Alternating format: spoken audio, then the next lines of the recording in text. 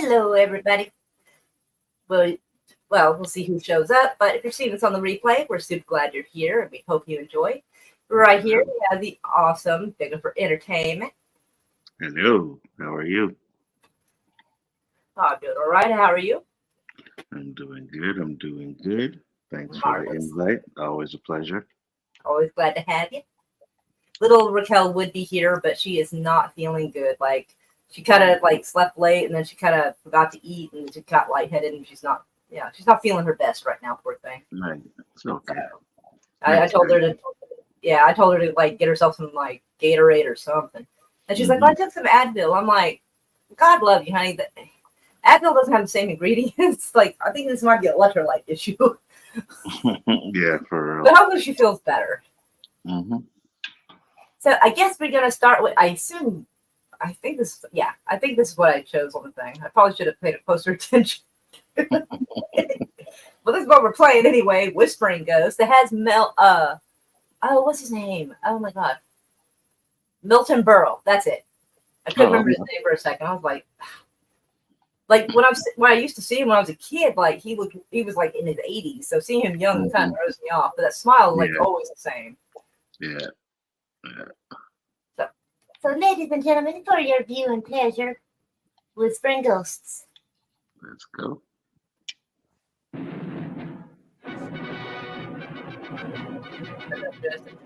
we go.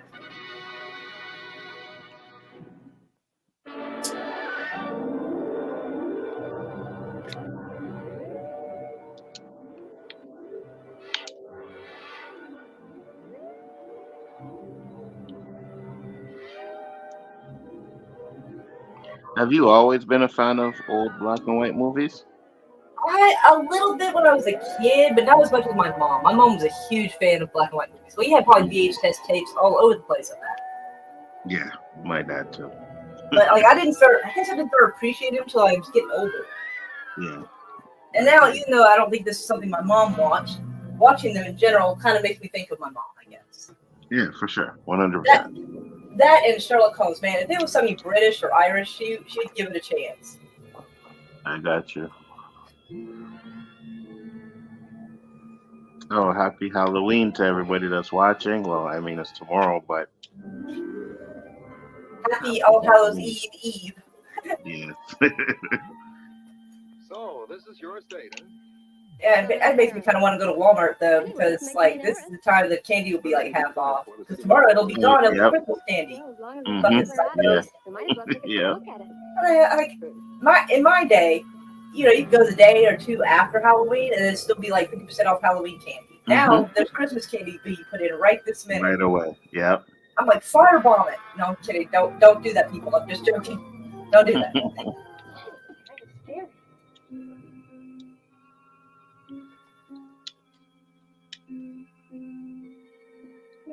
Do you get a lot of trick-or-treaters? Not out here. At most, maybe the neighbor's daughter might come and see if she can get some candy. But out where I live, like, that would be about it.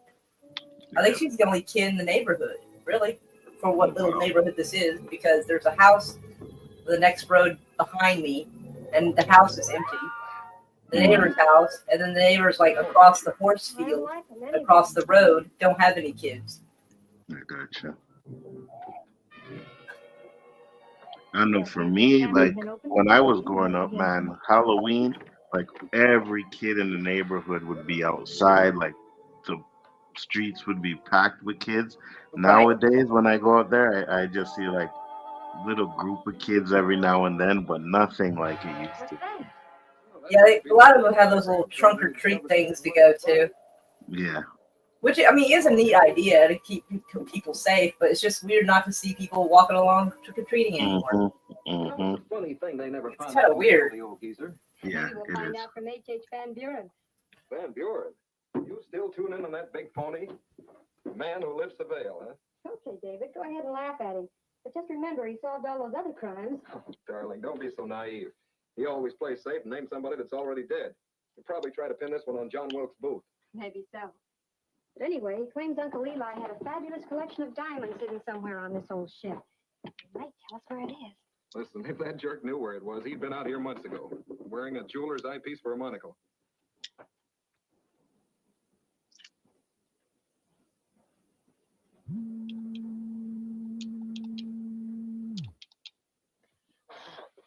Doesn't seem to be anything in here.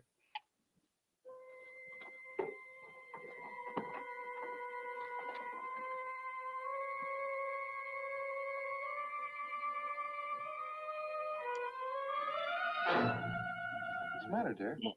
Why? I don't know. I just felt as if someone had been staring at me. I guess it's just my imagination. I don't wonder if this place would get on anybody's nerves. Let's get out of here. I wonder why the old boy had that scow holed up in dry land. He intended to spend the rest of his life on it. He sure spent it quick. Yeah, all in one place.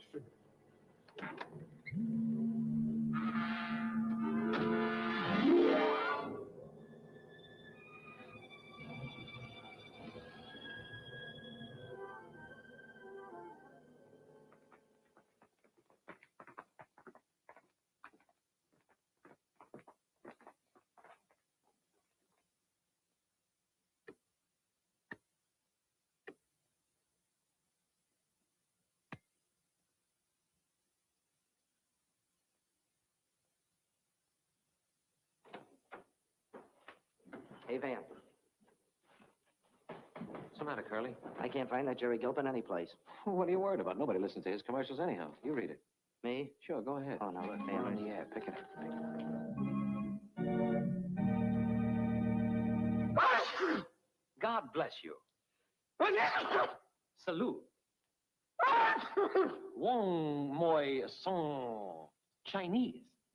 Forget old-fashioned superstitions. Good wishes in any language never cured a cold. That third sneeze calls for action, and action means Conroy's Cold Compound.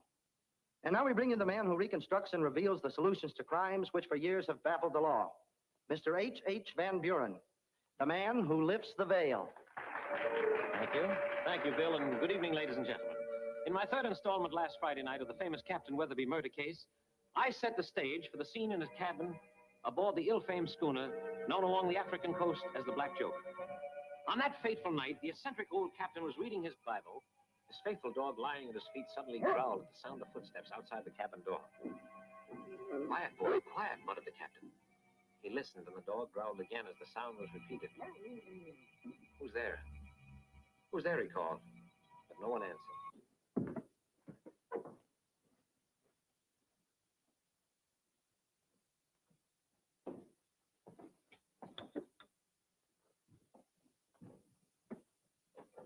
Captain Weatherby searched the deck for his unseen callers as silently as the black night.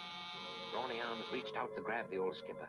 The giant beast tore in with bared fangs. A guttural voice demanded, "Where are they? Where are they, those diamonds?" Hello. No, they're mine. Yes, this is Miss They're Woods. mine, the captain. I must see you immediately. It's very urgent. Matter of life and death.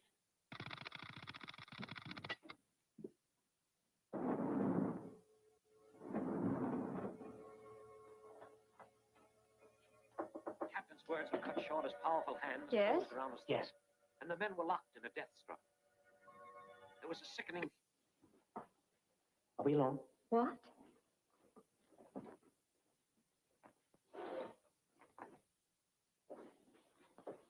I'm Mark Gruber, attorney at law. Well, I have an appointment with you next year. aren't you a little ahead of time? Fortunately, I am. Why did Van Buren have to dig up the Weatherby murder case? It was forgotten, dead. Oh, but it's very interesting. Well, naturally it is to you, being the grandniece of the captain. I'm not exactly proud of that, the old pirate. I'm not interested in your sentiments, Miss Woods. I want to wash my hands of the whole business before it's too late. Too late. Van Buren thinks they're all dead. He'll find out. I don't get it. Well, I haven't time to explain. I'm here to execute Captain Weatherby's will and assign the estate to you. You needn't bother, Mr. Gruber. I've seen the Black Joker, and you can have her. Not me, young lady, not me. As I said, the will was not to be executed until next year, but I'm not waiting another minute. Now, besides the Black Joker at Hurricane Point, the remainder of your legacy is in this package. You don't suppose there could be anything of value hidden on the old ship, do you? Well, if there is, it won't be hidden long with that idiot broadcasting it to the whole world. Please, not until after I've left.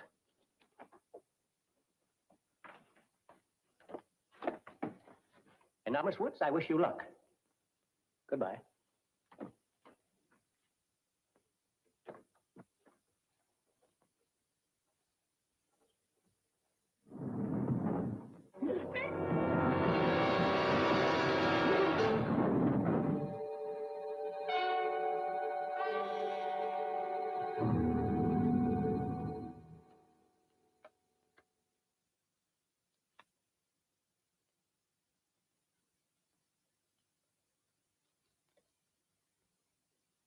Seek and ye shall find.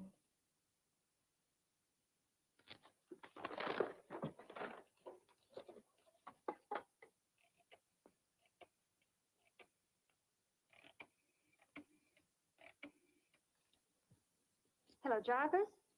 This is Miss Woods. Is David there? Oh, will you tell him I can't see him tonight, please? I'll phone him in the morning. Thank you. Detectives assigned to the Weatherby case sailed for Cape Morro in Portuguese Angola. But their long journey was to be in vain. 10 years of relentless search and investigation has failed to bring the killer or killers of Captain Weatherby to justice. So next Friday night, I shall lift the veil on this mystery which has baffled criminal science. Ladies and gentlemen, I shall name the man. Kill that cold the easy way with Conroy's Cold Compound.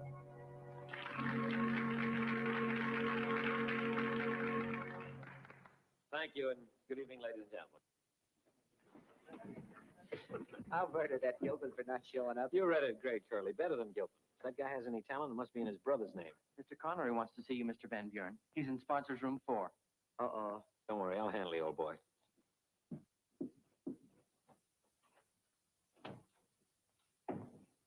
Hello, Mr. Conroy. How'd you like the broadcast? Very much, Van, but I don't think this gentleman appreciated it. Well, maybe you don't like mysteries. You should force yourself. This is Inspector Norris of the New Jersey State Police. Well, I'm very glad to know you, Inspector. I paid that fine in Hackensack, so there's no Mr. Van Buren, there's something I want to know. anything to oblige an officer. Who killed Captain Weatherby? Oh, now you'll have to wait just like everyone else. Mr. Conroy doesn't even know, and he's the sponsor. Well, that's right. We can't trust anybody. Mr. Van Buren, I have a warrant for your arrest. All right, I'll buy tickets to the policeman's ball. Anything else, Mr. Conroy? There sure is. I'm arresting you for obstructing justice and withholding evidence. Say, who thought of that? That's a good publicity stunt. What a slogan. Van Buren lifts the veil direct from jail. What do you think, Mr. Conroy? Splendid idea. I think it's Yeah, great. but it isn't going to work that way. You're going to tell me right now, or I'm taking you over to Jersey where we have methods of finding out things and it doesn't take a week. But wait a minute, I thought you were kidding. You can't do that. Yes, I can. But I was... Yes, I can. These are extradition papers. But if it gets out before Friday night, I lose 15 million listeners. That's your business. Mine is to nab the killer of Captain Weatherby, and it's been my business for 10 long years. What do you think, Mr. Conroy? Well, I guess you'll just have to tell him. Yeah, but think of what it does to my Crosley rating. You're breaking my heart. Come on, out with it, mastermind. There was a fellow named Louis Morado. Yeah, I've been smoking him for years. Now, who was it? Okay, it was Manuel Dezetta. Manuel Dezetta, huh? What's so funny? You're to be congratulated, Yeah, Mr. but I'm Van right. I Buren. can prove it. This man's really clever, brilliant. Yes, sir, you're an astounding young fella. Only I'm surprised that you didn't find out that Manuel Dezetta and Captain Weatherby were the same man. What? Yeah, someday when I have lots of time, I'll explain it to you. Inspector, when did you find this out? We've known it for years, only we don't broadcast.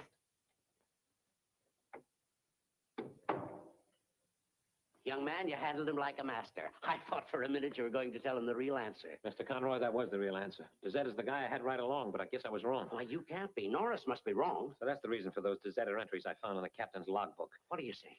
Dezetta's just a fictitious character. It's all clear to me now. Oh. Look, Van, maybe Captain Weatherby committed suicide. Yeah, he threw the hatchet up in the air and he caught it on the back of his neck. He was a juggler. This can't be true. It's just a bad dream. Yeah, I'm pinching myself too, Mr. Conroy, but it hurts.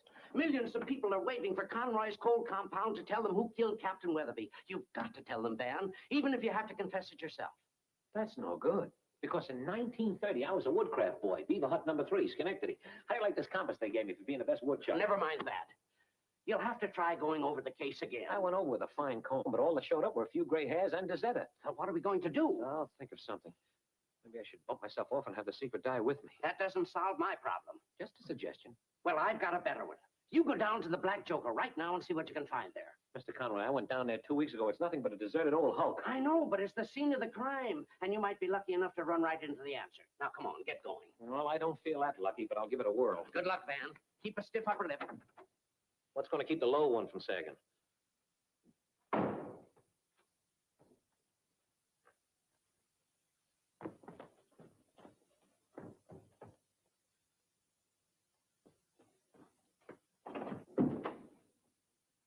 Where is that Van Buren? Hey, Agent One, what's What up? do you mean by coming in here dressed like that, Mr. Gilpin? Curtis, what's up? Oh, hello, Curtis and Ancient One. Sorry, I was sneaking over into my TikTok for a minute. Sorry And about I'm that. in no mood for your silly No worries. Do I look like I'm enjoying it? Get a load of this for a Yeah, dirty baby. low-down trick. I hope y'all are doing good this evening. We're glad to have you So I here. rented this whole layout, and with It lollipops. was a pleasure. As I rang the bell, his honor's bodyguard grabbed Oh, me this and guy walked is dressed me like downtown. Shirley Temple. What the I claimed I fuck? was a radio announcer. Oh, he Must be was. in a clink. With those And long a wigs he had psychopathic on. ward, too. Yep. I don't doubt it. What's Van Buren got to do with this? Listen, I can smell Back then you could dress and drag on a movie and nobody thought it was woke. Mr. Conroy. You I know? remember you thought it was very funny when you put that pork in. Everything just got so out At of least that hand. was an intimate little gang. Yep. Didn't interfere with his work. No, but something else. Aw, thank you, Curtis. Sweet. What happened? We're in trouble. Serious trouble.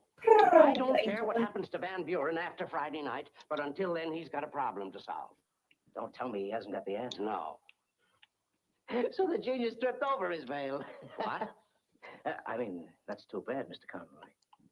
What's he gonna do? I don't know. Anyway, I sent him down to the Black Joker to see if he could find a clue. It's a good idea, Mr. Conroy. It's a very good idea.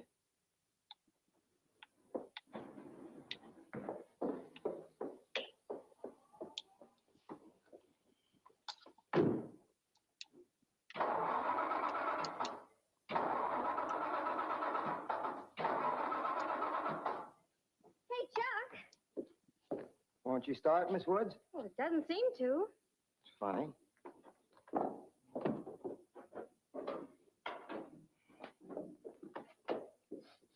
She ain't flooded. Rotor in the distributor's missing. Well, maybe it jarred loose and fell off. Not the rotor. You have to take it off. And it was swiped within the hour because it was running perfect when I backed it up. That's funny. Well, how long will it take you to fix it? Oh, not long if I can find a place around here open. Well, I'll go over to the coffee shop and have dinner while you're getting one. Okay. Hello? Lonesome Heart Social Club? This is Euclid Brown. I want to place a bet at Hialeah tomorrow. Yeah. 2 bits across the board on stormy weather. But if it clears up before post time, switch it over to Sunshine Sadie. Euclid? I have to call you back. Evening, boss. Nice broadcast? Didn't you listen? Oh, no, sir. I never do. It gives me the heebie-jeebies. Well, that's the idea of it. It ain't my idea. You know, Euclid, sometimes I look at you and wonder. And then again, I look at you and wonder. I wonder what he's wondering about when he wonders. What a guy. He's got that certain nothing.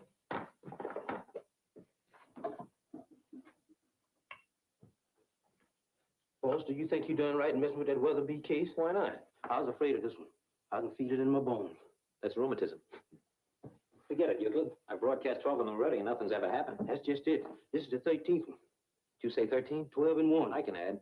Pack some food and get the car out. We're taking a trip. We're going out to the Black Joker at Hurricane Point. You mean that murder ship? Yes, and we're leaving right away. Oh, please, boss, I don't want to go out there. There's nothing to be afraid of, Euclid. The old ship has been deserted for years. Why don't we just leave it that way, Mr. Van? Euclid, I said there's nothing to worry about. Boss, you don't think I was yellow. Are you kidding? Go on, get the car out.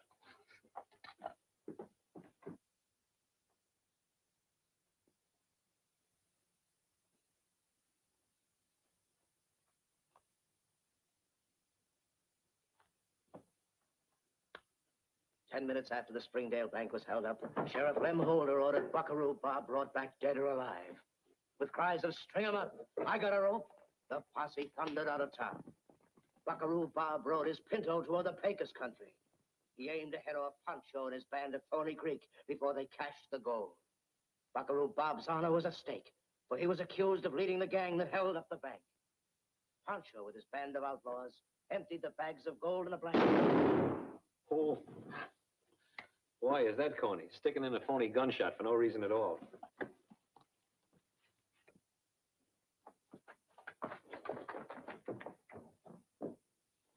You ready, Euclid? Oh, boss, why do we have to go down to the Black Jonah when you already got the name of the hatchet man? I've got to get a new one, Euclid, if I have to name you. Oh, it couldn't be me. I was just a little bitty shaver when they chopped down the captain. So was George Washington when he chopped down the cherry tree. What a road. Must have built this to make the detour look good. I sure knows a better one. Why don't you tell me, where is it? On the way to Atlantic City.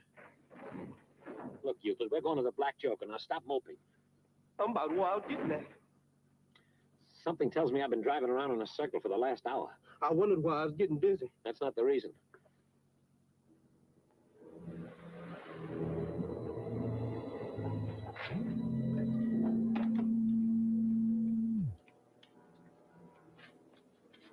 Well, there she is. That old ship could only talk. If she do, I ain't gonna be here to answer. What's that? It's a foghorn. Sound like Gable to me, boss. Let's get. Bring the luggage. We're going aboard. Horns are blowing and boats that don't go nowhere. Just ain't natural.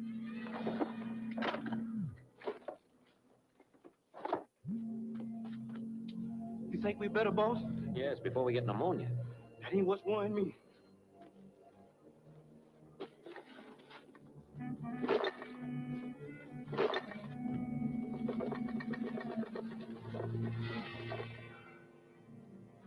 Excuse me, Post.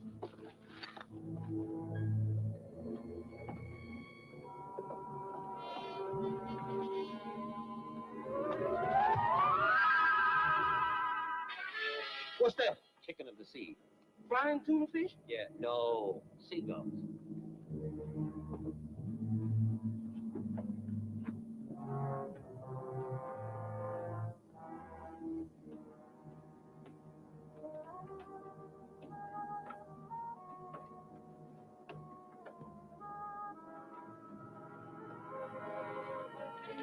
Uh-oh. What's all this? Wasn't here before.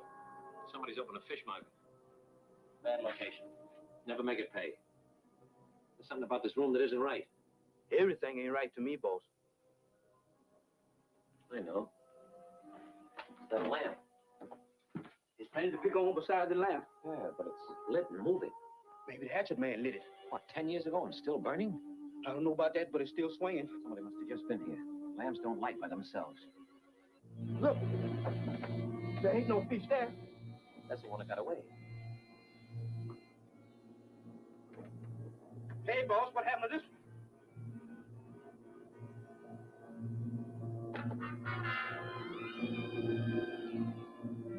one? Catfish.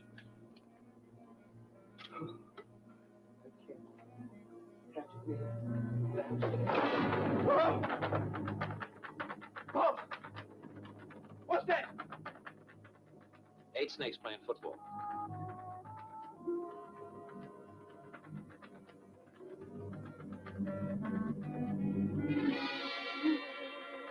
Uh-oh.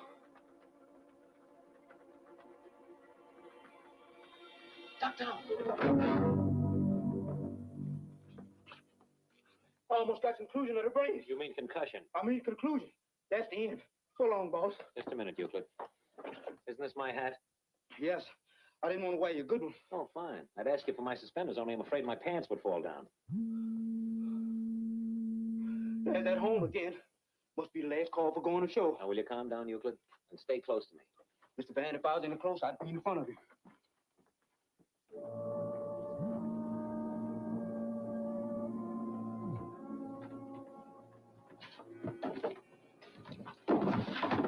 Turn on the light. It is on. The light's going blind. It's the first time I ever saw a blackout with eyes. Wow. Looks like somebody's been playing hopscotch. That's where the cops found the body. Let's get to work. Unpack that bag. Yes.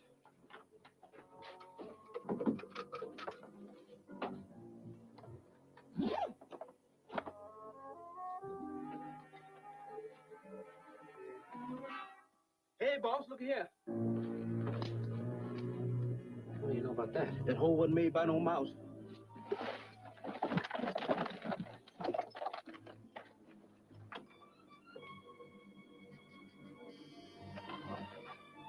It's a bullet hole. And if you asked me, it has your name on it. Don't be silly. Or are you silly? I think this time. I used to get... Okay.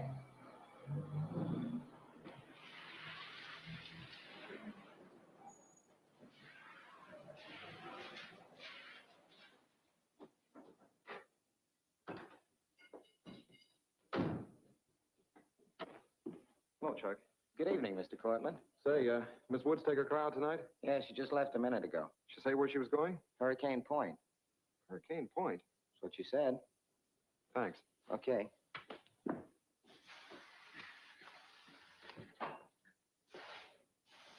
Chuck! Hey, Chuck, come here. Yeah. Take a look at this thing. That tire's been cut. Well, I'll be dogged. Now, who do you suppose to do a thing like that? Yeah, what goes on around here? Well, I'll get the jack and change it for you.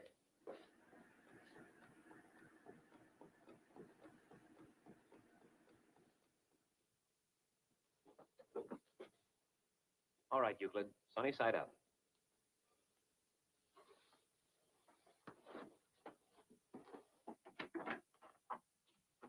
Turn a little more on your stomach, Euclid. Yeah. That's it. Now, hold it there. Wait a minute. Who am I supposed to be? Captain Weatherby. And who you supposed to be? I'm the murderer. Oh, I'm not going to throw the hatchet. but you might accidentally drop it. All right, I'll do it without the hatchet. Maybe you could do it without me. Why do you think I brought you along? That's the mystery I was trying to solve. Killer must have come through this door. Then again, he could have squeezed through this porthole. No, that isn't right, because the captain was hacked outside, dragged himself in, and collapsed on the floor. Mr. Van, why did you have to think out loud? And again, how did this old blood stain get here? Please, Mr. Van, don't talk like that. It's wet. You mean that's a fresh blood stain? You don't see a wet paint sign hanging on it, do you? No, sir. It's funny. Looks awful pale. Maybe the guy was anemic.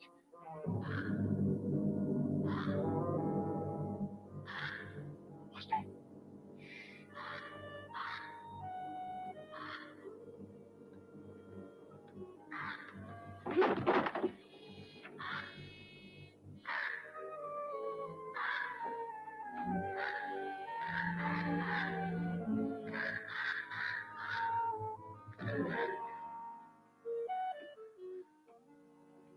What was that, Mr. Van? Don't be so nervous, Euclid. I ain't nervous, boss. Then stop biting my nails.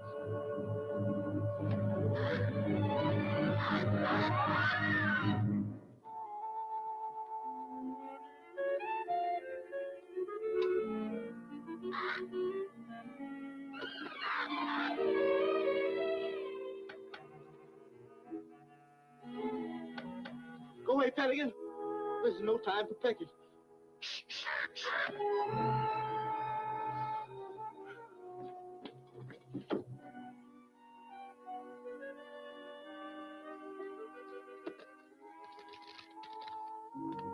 The first day, a man is a guest. The second, a burden. The third, a pest. A hint to the wise is sufficient. How you like that? For my money, a hint's more than sufficient. We gotta work fast, Euclid. Lock that door. Yes. We don't want to become no pest.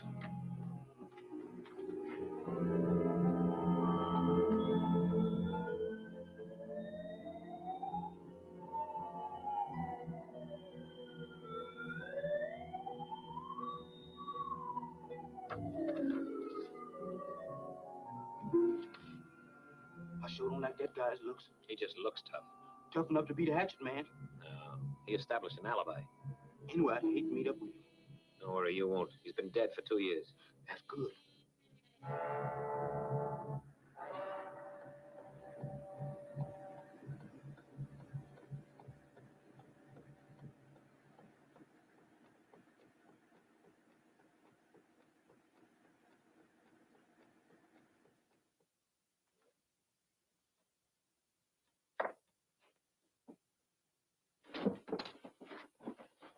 Sit down, Euclid. I want to check the size of these shoes. Put them on. Whose was they? The killer's. Mr. Van, I don't want to be in his shoes. All right, put these on. Whose is them? The man who was murdered. Give me the white ones. All right. If it fits, boss, it ain't necessarily so. If it fits, it means the man was your size and weight. but not my color.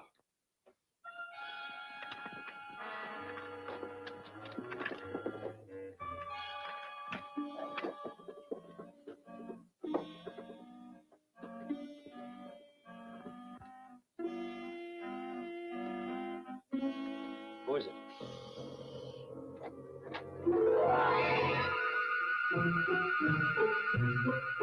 Good evening. Eli, it's you. Man, I would have slammed that door closed so fast. Facts. Skipper, but I'd have waited for ya. You ever seen Men in Tights? Yes. She's making me think of Latrine the way she's all trying to fix her hair and going up to him and he's all like, ugh. 20 years old today. Like, You made a mistake, lady. You ain't forget me already, Eli. She must be a professional blind date. Do you like my dress? Ma made it for our wedding. oh Lord, run. A sweet little Alice Blue Goon. Mr. Van, don't you think it's time to go? Shh, quiet, you, Claude. I think we got something here. Tell us, little Bo Creep, how long? Little Bo Creep. Damn. Oh. 1861? Time Time flies. Tell me, was Lincoln elected? No. There ain't gonna be no more. Oh, he certainly. I think he cast a wide net for his dates. I'll give him that. Yep. Since you went a slaving, the years have dragged by like a ship in the calm. If he ever tells me I'm good looking, I'm going to keep that in mind. It was worth it. Hello, Lady Miss. Welcome. She's nuttier than a fruitcake. I'll bake you one. The finest fruit. But you are good looking, though. If the lights dim enough. Mm-hmm. It might be Long Jack. Did you say Long Jack? Hey, Lady Miss, how you doing?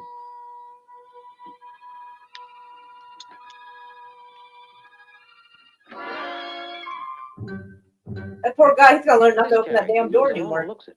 You know? What are you drifting around here for, you sniveling old pelican? Me and Eli's getting married, and you try stopping us this time, Long Jack. And Yikes. to help me, I'll have you hung. Poor bastard got betrothed. Wait a minute. That's no way to treat a nice old lady. Get along with the Hey, go away. You ain't in command of this floating coffin tonight, Long Jack. Eli, Speaking of old lady, I tell you what, I got a brutal reality check the other day. Oh, yeah, like what? It was posting like actors and stuff we grew up watching. And I forget the other ones, but the one I remembered was Alice from Brady Bunch. Okay, yeah. She was 3 years older than I am now when she got that job. Little sister. Wow. Like, son of a bitch, no. I was like, I am the owner I felt personally attacked. I was like, oh my God. Mm-hmm. Because we always assumed they were like in their 50s or 60s or something. And so many of them were like in their 40s. I'm like, what? Why? Captain Weatherby? I was his first mate Like, when he oh struck my him down. Lord. That's when I took command. What about your kid sister? What's buzzing with her? Oh, Meg here, she and Eli Weatherby was to be married. When they butchered Eli, something cracked in her crow's nest. She can't get her compass bearings ever since. She should take something. We tried everything. She just lost her ballast. Too bad. Mentally unbalanced. Yeah. I suppose you were on the ship when the captain was murdered. I ain't seen no was and I ain't seen no warrant. Well, that settles that. Oh. You know anything about this?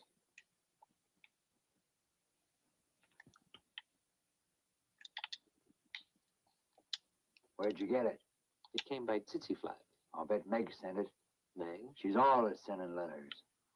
Playing post office, eh? Yeah, loves to. What's that? They're singing again. Who? Slaves. Slaves? Yeah, hundreds of them. You can kill them. You can't kill their spirits. Take it easy, chum. I don't go for ghosts. They don't bother me none either since I got used to them.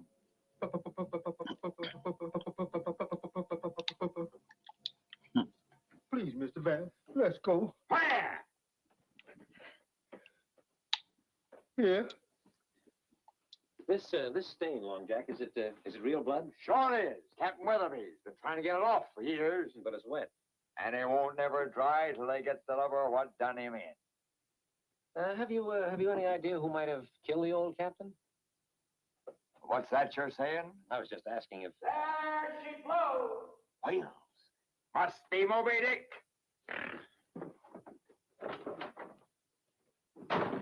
Moby Dick. Thought John Barrymore killed him 15 years ago. If you ask me, you just been talking to the hatchet man in person. Hatchet, man, are you kidding? He looks like an old pipe cleaner I once threw away. Unpack that food, Euclid. Looks like we're going to be here for some time.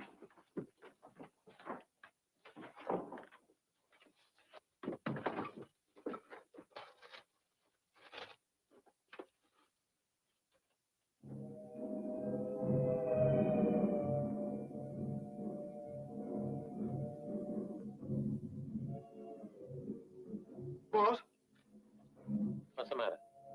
I just seen a ghost of one of them slaves Where? on a ship. Cut the clowning. Don't say that. I seen him, so help me. Okay, Euclid, I believe you.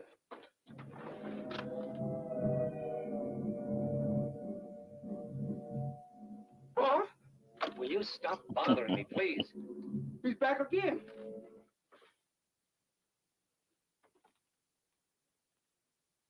He's gone again. Don't tell me a man of your intelligence believes in ghosts. I does now. Euclid, everybody has someone. And I have you.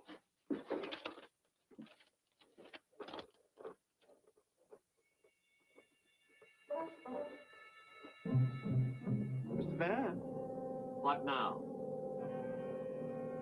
someone's at the door.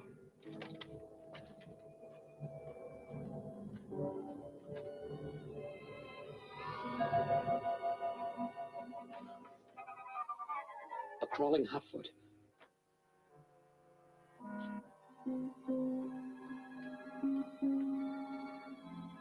There's something screwy around here, or I'm cuckoo.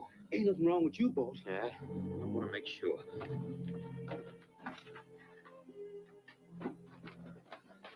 You stay here. Alone?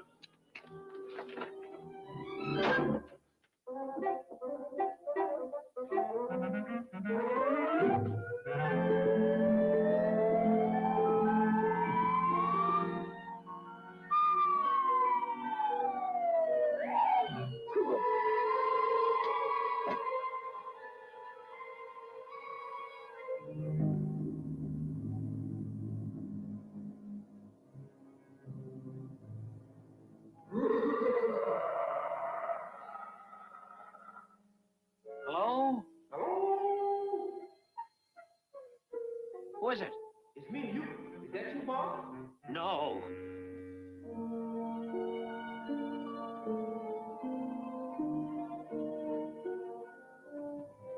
Speaking of slowing things down, you overacted your scene again. I overacted. Well, look who's talking.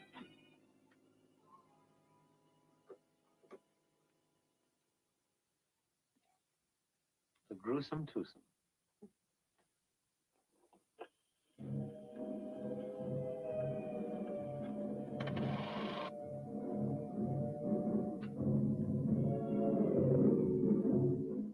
Mr. Van, that man's here again. Okay, Stella, get the flying bats ready. Oh, now look, Norman, I'm tired. That was a tough initiation we did last night. We still got a whole trunk full of magic to spring on it. What does Gilpin want for 20 bucks? The thief of Baghdad? Now, Stella, remember, we're troopers. Even here, the show must go on. Besides, if we do a good job on Van Buren, maybe we can get some radio work out of Gilpin.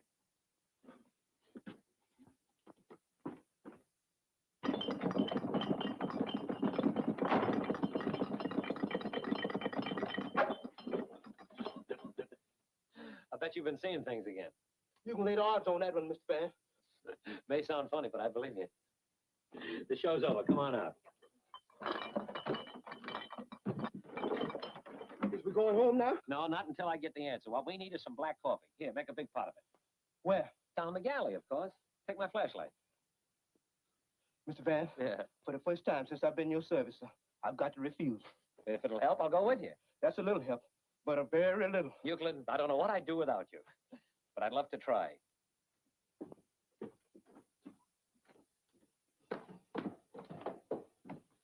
Interesting, isn't it? As long as you stay with me, it is. What service? Little Meg must be fixing the wedding supper. Just add some coffee and we're all set. Don't you think you better ask her first? Don't be silly. The old hag's probably out on a haunting trip.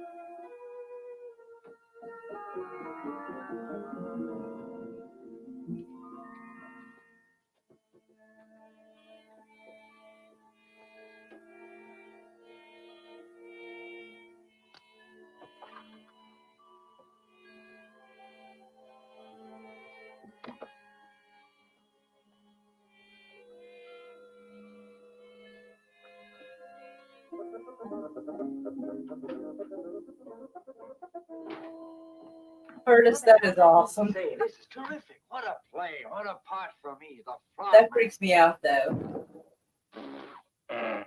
Wilford Brimley was only like 8 years older than I am now, and good God, help me.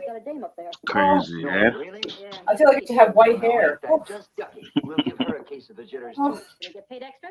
But this was nerdy and inspiring. It's beginning to give me the Yeah. What you need is a drink. There's a bottle down the You're never too old to pursue your bad dreams. idea. For real. I love it.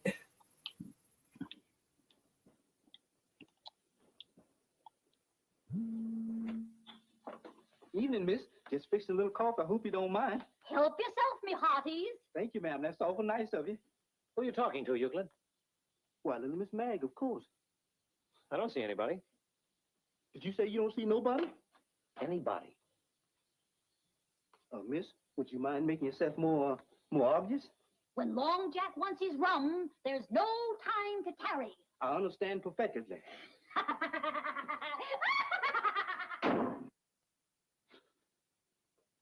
You understand what perfectly? You mean you still didn't see nobody, hear nobody? Maybe I imagined the whole thing. Mr. Van, What is it? does you see me? Plain as night.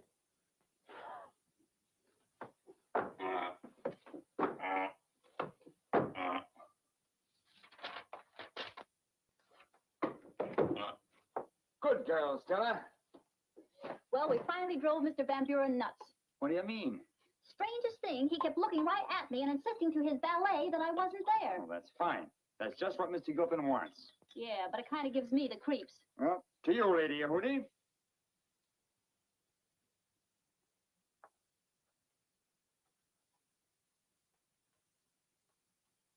Hey, right where you are, sister. What is it? I was just looking around.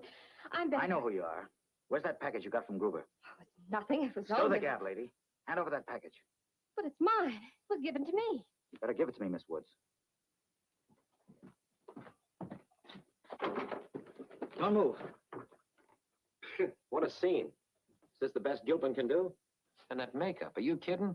The character you're playing is dead. Cut the gab. You act like a couple of amateurs. This ain't an act, Mr. Van Buren. It's improper to point. Emily Post wouldn't like it. Don't ever take a job like this again. You're terrible. And don't come back. I've got a lot of work to do. I hope you don't mind my criticizing you, but with your face, you should do lighter things. You know, you'd be great in a musical. I can just picture your name in lights. By the way, what is your name? Betty Woods. Are you H.H. Van Buren? That's right, your favorite radio boogeyman. Oh, the way you handled that man was magnificent. Oh, it was nothing. I once picketed Jesse James, single-handed. You aren't taking this very seriously, are you? Now, you read that line very well. You know, you're the best one so far, but your supporting cast is really brutal. I'm not an actress. Well, you've got possibilities, but you'll never get any place playing corny parts like this. I don't know what you're talking about, Mr. Van Buren. I came here because I inherited the ship. Oh, the plot thickens. Now, during intermission, would you join me in a cup of coffee? I certainly could use some. Euclid, go down the galley and get some more dishes. All by myself? Oh, yeah. Take this if it'll make you feel easier. Oh, no, sir. If anything happened, I'll only be weighted down with nothing heavy. All right. Take the flashlight. May I take your coat? Oh, thank you. Tell me, what's the next scene in Gilpin's obnoxious opera? I don't know who you think I am, but I'm really Captain Weatherby's grandniece. Tonight I found out he left everything to me. Everything but the headache. He left that for me. Naturally, I've been very interested in your broadcasts of the captain's murder. Thanks. Please sit down. You know, it's strange, Will. Gives me this dog collar, this old ship, and then it says he leaves me the whole world and everything in it. Big heart of Eli. It does sound crazy, doesn't it? Yes. There's something more. It says here I must take a trip. Where to, Niagara Falls? No, the same one he took September 3rd, 1929. Well, there's his logbook. Help yourself. I already did. That's the craziest part of it all. The trip was over 10,000 miles long, and he made it all in one day. It doesn't make sense. Makes as much sense as this dog collar. How does this thing fit into this silly drama? It was found on Captain Eli's dog, Samson. You've muffed a line, Miss Woods. It says here the dog's name is Josh, not Samson. See? But the dog's name was Samson. My father used to tell me about him. Well, I don't know what this 721 means. Well, that's in case he bit someone. They could get his license number. The dog collar. Captain Weatherby sure had a strange sense of humor. Why, David, what are you doing here? Aha, the leading man, eh? Chuck drove me down. Come on, honey, get your hat and coat. I'm going to take you home. Oh, boy, is he hammy. Oh, David, this is Mr. Van Buren, the radio commentator, Mr. Cortland. How do you do, Mr. I never liked you on the radio, and I don't like you now. Come to think of it, you're kind of revolting yourself. Come on, darling. Now, wait a minute. She's not leaving here until I'm through with this investigation. Mister, you're through right now. Oh, yeah?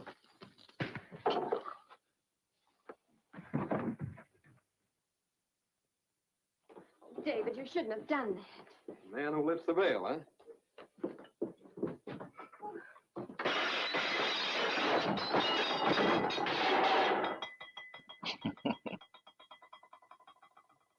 Mr. Van?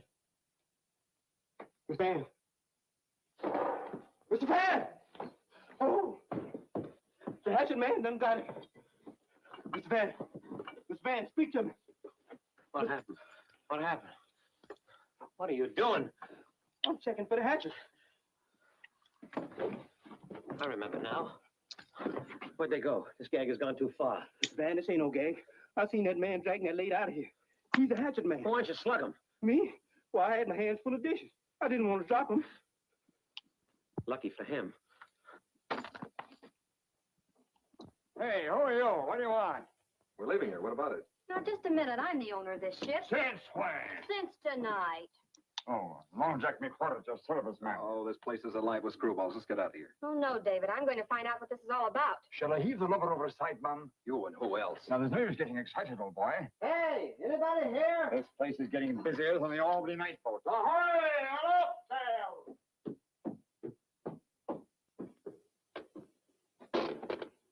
Mr. Gilpin send you? Mr. Gilpin? What are you doing here? My car ran into a ditch in the fog. We saw this ship and We ain't running no hotel. we should only stay until the fog lifts. Well, all right. Thank you, Captain. Thank you. Oh, now, look, darling, you don't really believe that hidden diamond stuff, do you? I just want to make sure, David. So, now we're getting carriage trade. Good evening. I'm Professor Bascom, Waldo Bascom, and this is Mr. Flack. Jonathan Flack. You'll have to pardon us, gentlemen. We're on our way back to New York. Well, in this fog, I'm afraid you'll have to use a divining rod to find your way. It would be an extremely hazardous drive. There, you see now, David. We'll just have to stay. If you'll excuse me for a minute, gentlemen, I have to see a man about a dog collar. Young man, are you honeymooners? No, Miss Woods owns this boat. Oh, then she must be the grandniece of Captain Weatherby. Of course. I remember reading about her when the old gentleman was killed. Oh, you got a pretty keen memory. What's that? Raisins, good for you. Puts iron in your blood. Who wants iron? I want blood. Oh, a guy could starve to death from a sock in the jaw like that. Mm-hmm.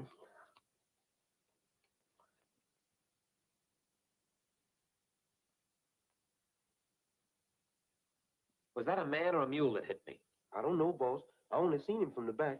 Then it must have been a horse.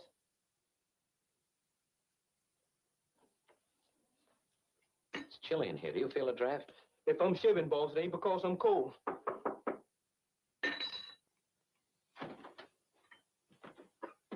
Come in.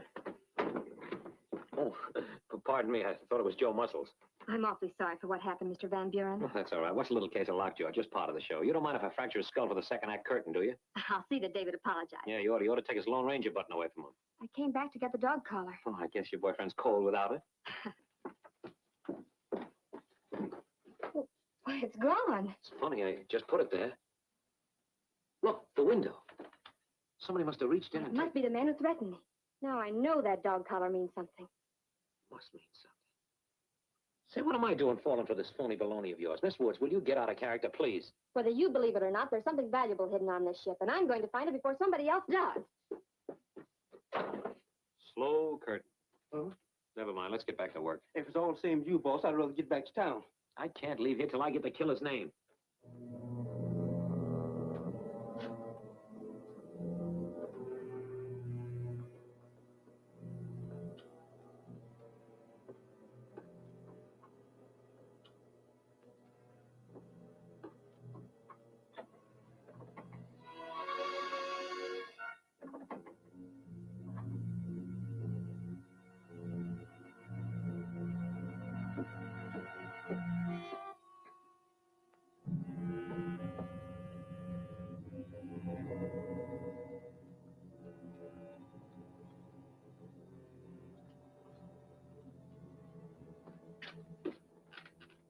This here eel, we hooked him in the China Sea. Weighed over 20 pounds. Gave us quite a tussle. Very interesting specimen of Anguilla crassipa. Huh? If you'll excuse me, Professor, that isn't Anguilla crassipa. It's Anguilla anguilla. He's right. Man, you amaze me. Are you a chance an ichthyologist? No, just a book salesman who reads his own merchandise. Bramley treats the subject quite thoroughly in his Adventures at the Bottom. I think I have one in my case. The lover's a walking encyclopedia. Look at that binding, gentlemen. Finest Russian calf. This volume contains hundreds of illustrations, all in color. Well, perhaps later. Oh, how about you, Captain? I don't like fish. Dang those bells. They're running fast again. Well, wouldn't you just like to glance through it? Oh, thank you.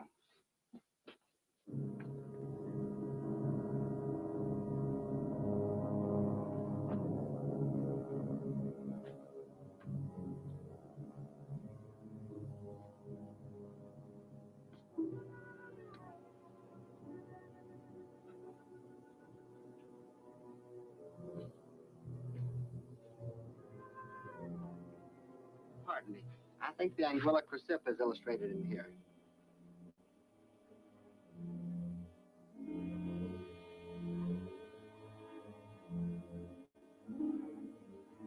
I just remembered I left my briefcase in the car. Will you excuse me? Hey, just a minute. Is Mr. H.H. Van Buren here? I really don't know. We just came aboard. Well, make up your mind. I beg your pardon, sir, but haven't we met somewhere before? You ever been arrested? Indeed not. Oh, sorry, mister. Just force of habit. I've been a policeman for 15 years. Oh, well, it's amazing. You look exactly like someone I once knew. Well, I'm sorry for him if he looks like me. Who are you? Say, who are you grabbing? There's nothing to get excited about, old boy. Who are you? You tell him, Professor. The fish ain't the only queer specimens aboard this tub.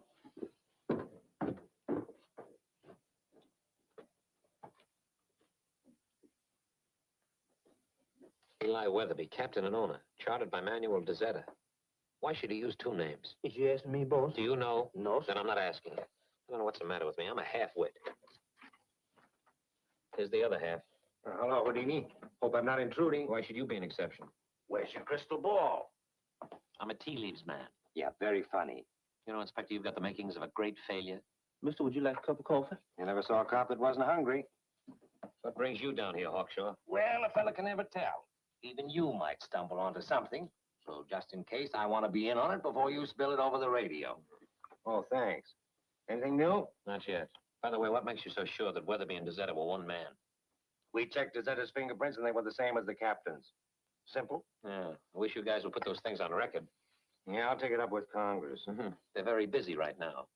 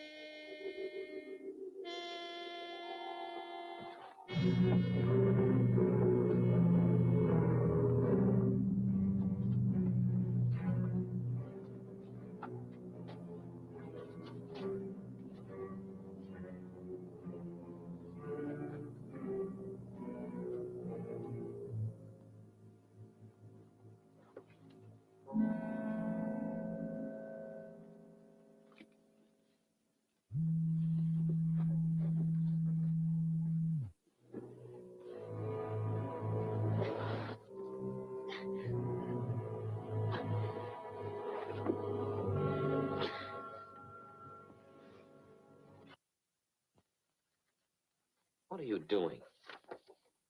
Why don't you go play in the subway?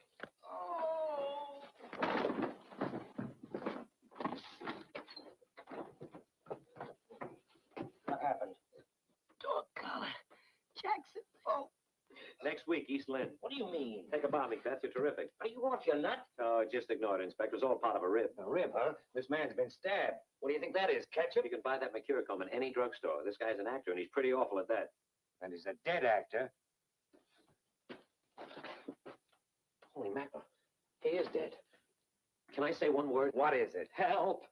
Yeah, were you waiting for him to tell you who the killer is? That name he was trying to tell us before, wasn't it Jackson Voka? That's right. Well, that's a picture you were scribbling on. Then he really is Mac Wolf. That's right. I remember him now. He was one of Weatherby's crew, but we thought he was dead. Well, it's a little late, but he made it. Yeah, it looks like your radio programs brought the boys back for a little get-together. I only started off with a nice game of mumbly peg. The dog collar. Maybe he's... Yeah, hold on.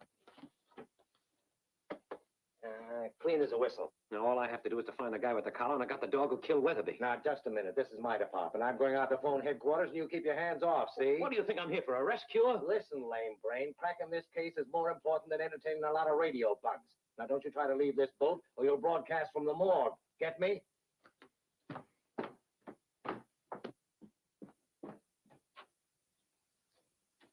Euclid. Come on, lame brain. I'll show that lame brain who's a lame brain. Wait a minute, boss. Does I have to come now, Mr. Van? Yes, unless you want to stay here with this dead body. I don't want to stay here with nobody. Oh,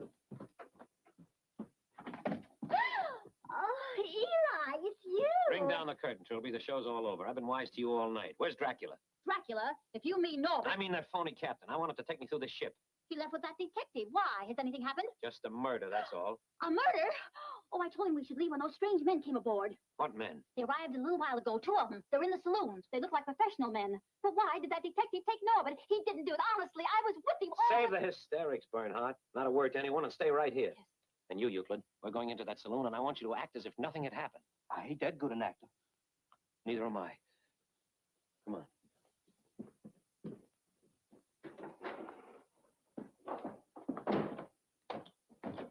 Good evening. I hope I'm not disturbing you. Not at all. Were you caught in the fog, too? Yes, we're all in the same boat, aren't we? Very appropriate. Yes, very appropriate. Who's the character with the mink bib? That is Professor Bascom. My name's Jonathan Flack. I do. What are you doing, Professor? Playing hooky? Professor Bascom is a scientist, not a teacher. I bet you can make a nasty Mickey Finn. I'm an oceanographer. An ocean what? Oceanography is the science that treats of oceanic life and phenomena. To be more explicit, thalassography. So you won't talk, eh? Comfortable there, isn't it, huh? Guess you've been sleeping there quite a while. No, only a few minutes. How long you two gentlemen been here? Oh, I should say Just a about... minute. What is this, a cross-examination? Oh, don't be silly, Professor. I'm only making conversation. What's going on around here? Where's Miss Woods? Well, look who's here. Hit and run Harry. And where have you been? Now, listen, there's a man's body out there. He's been murdered, and I want to know... Just a minute.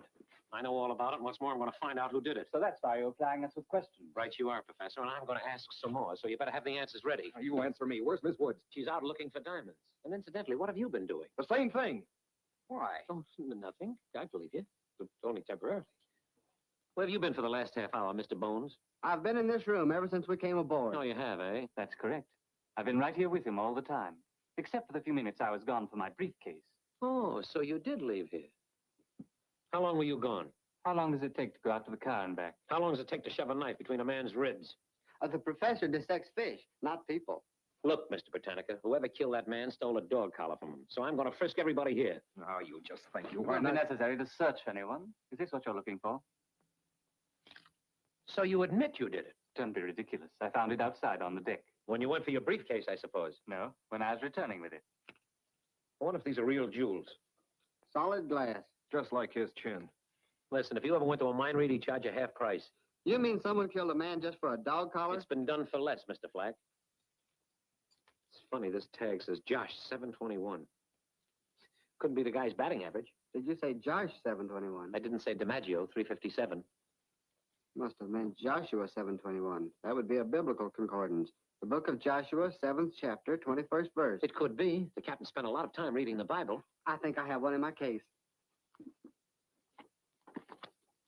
Joshua 21. Here it is.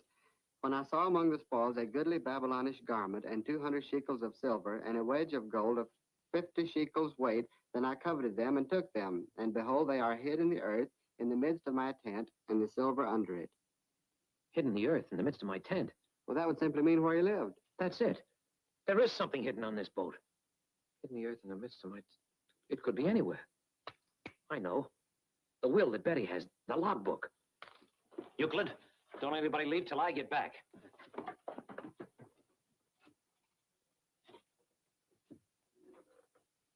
Could I make you gentlemen a cup of coffee? Mr. Van? Mr. Van? Mr. Van?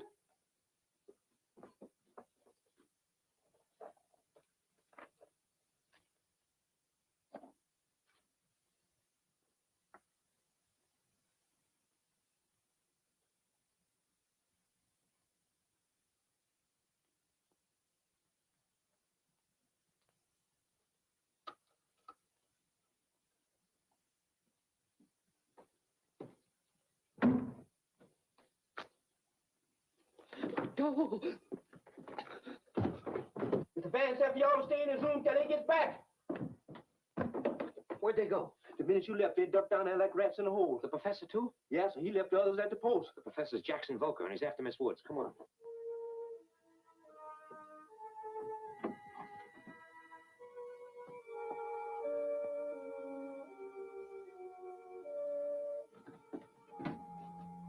Betty? Who's that? Me. Both times? Yeah, double talk.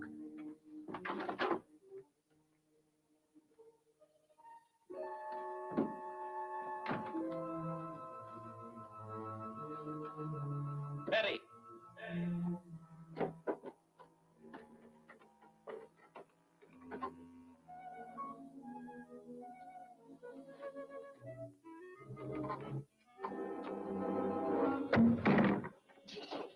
What was that? Sounds like a baseball bat to me. The Yankees must be training early.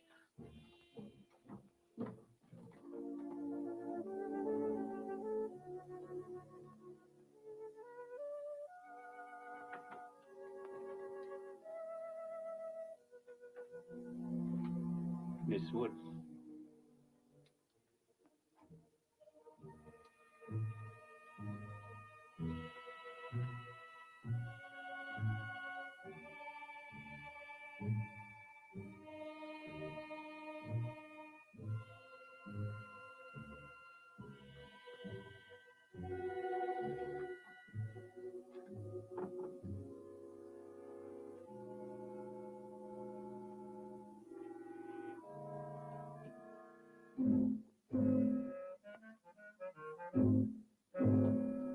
Euclid, what's that? Nothing but your shadow, boss. My shadow, huh? If it is, it ain't doing what I'm doing.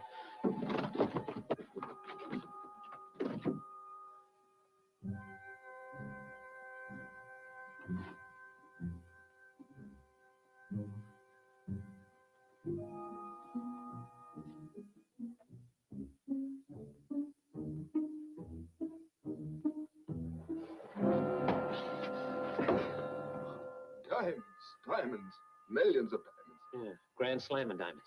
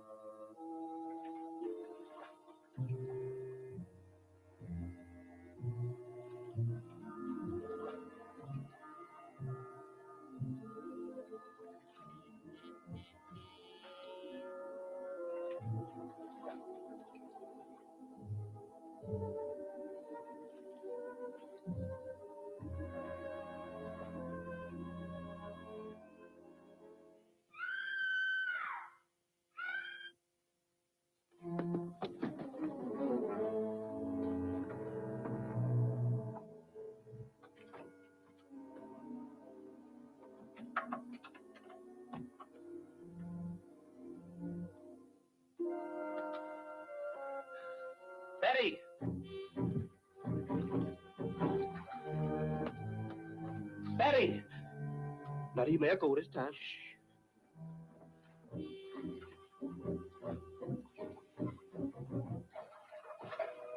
Patty! Oh, she'd only yell again. That was no yell, boss.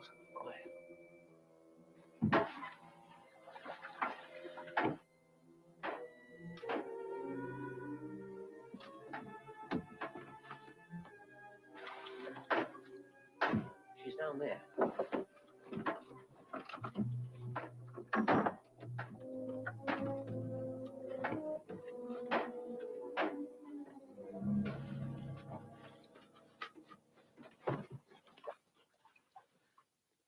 What happened? I don't know. I was looking.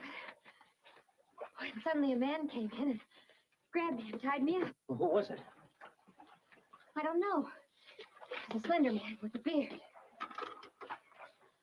He took the will. Do you remember what was in that will? Most of it. Why? Well, it may give us the key to the whole works. What do you mean? I mean, it might add up with that screwy trip he told about in the logbook. If the logbook is still there. Come on, hurry.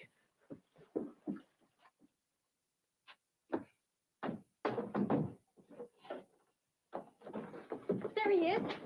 Why, all right, Mr. Foker. What's happened to him? The hatchet man must have got him. Where's the will? He got it. Find the logbook. Who got it? Hurry. Up here, quick. Well, it looks like we missed the boat. They didn't get the logbook. That trip the captain took, do you remember the date of it? That's it. September 3rd, 1929. How could this tell where the treasure was? It says he sailed from New York to Marseille, then through the canal to Hong Kong, and wound up in Portuguese Angola. All in one day. It's impossible. Some kind of a code, all right, but I don't get it. You pardon me, Miss Wood. Your old uncle was shy some of his marbles. I'd say most of them. Euclid, will you please stop spinning that thing? I'm dizzy enough already. Excuse me, Do that again. but you just told me to stop. I changed my mind. Do you mind? Oh, I don't mind.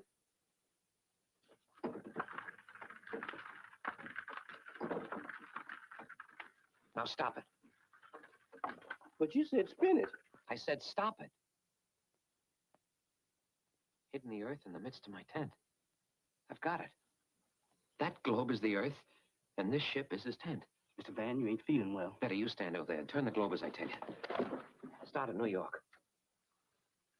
All right. Now to Marseille. Now to Hong Kong. Did you hear that? It's a combination. Easy now. To Portuguese Angola.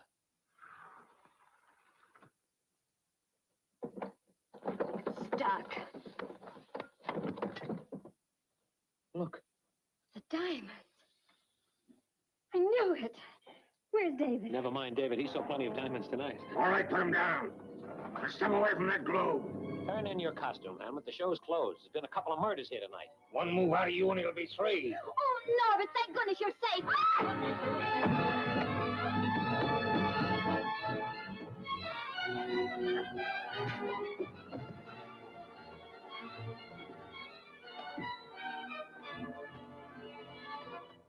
Inspector Norris. So you're allergic to diamonds, too. They're mine. They were stolen from me. Stolen from you. That's not true. He's been after those diamonds ever since Weatherby got them in Portuguese Angola. He's... Back up and stay healthy, stupid.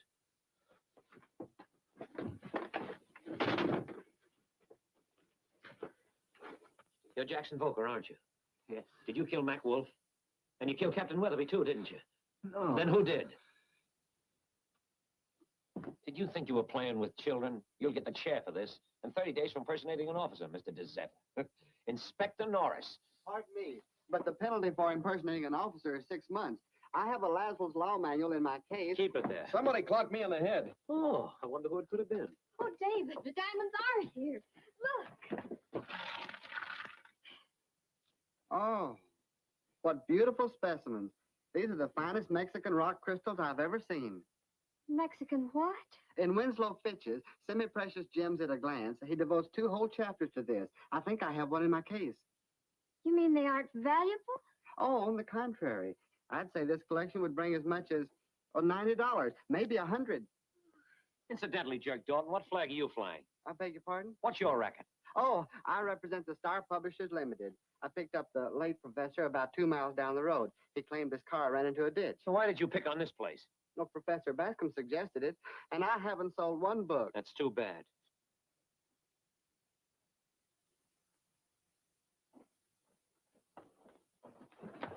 Slug me and seal my wardrobe, will you? Come on, Stella, we're leaving. There's something suspicious going on around here. Are you kidding? Man, when did you first suspect that policeman was no policeman? I knew it all the time. Were you sure? Was I sure? Just as sure as this storm is over. Uh-oh.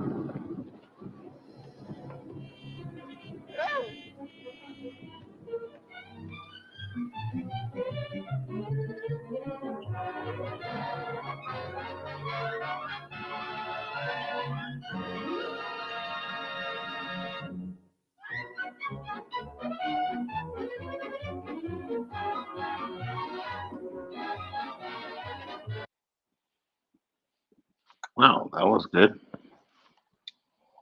I had to find my mute button there for a second. So good. And it is double feature. We'll see if the audience wants to see the next movie or not. Yeah. So give them the chance to.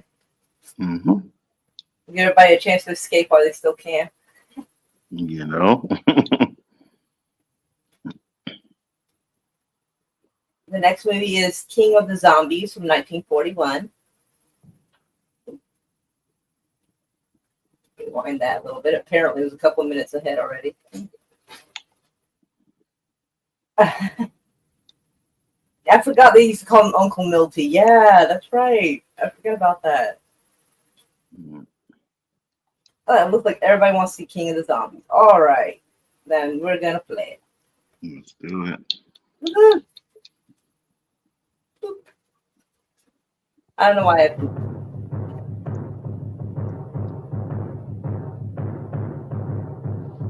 Oh no, you committed to it now. Well, actually, he's one of the ones that hadn't actually said anything one way or the other. But you're committed to it either way.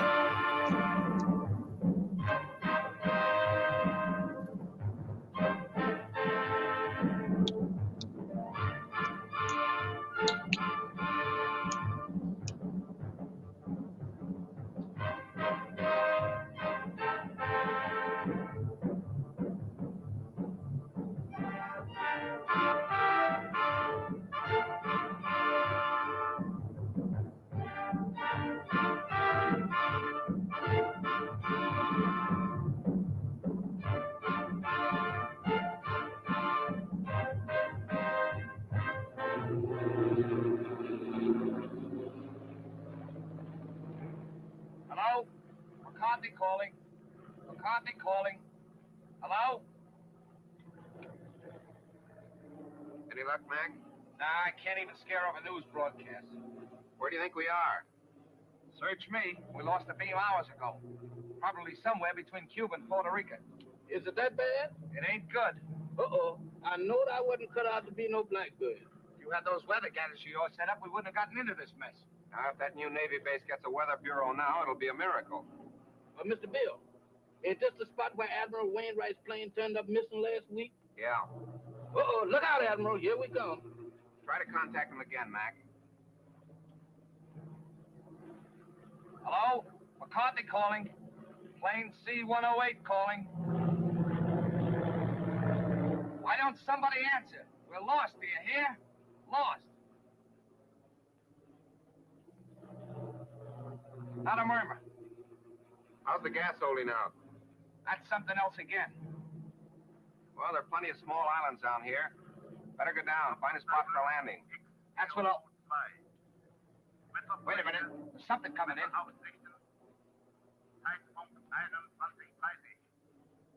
That's a new lingo to me. I don't understand it. Think we're near a radio station? Well, the way it's coming in, we must be right over that transmitter. Well, that's a break.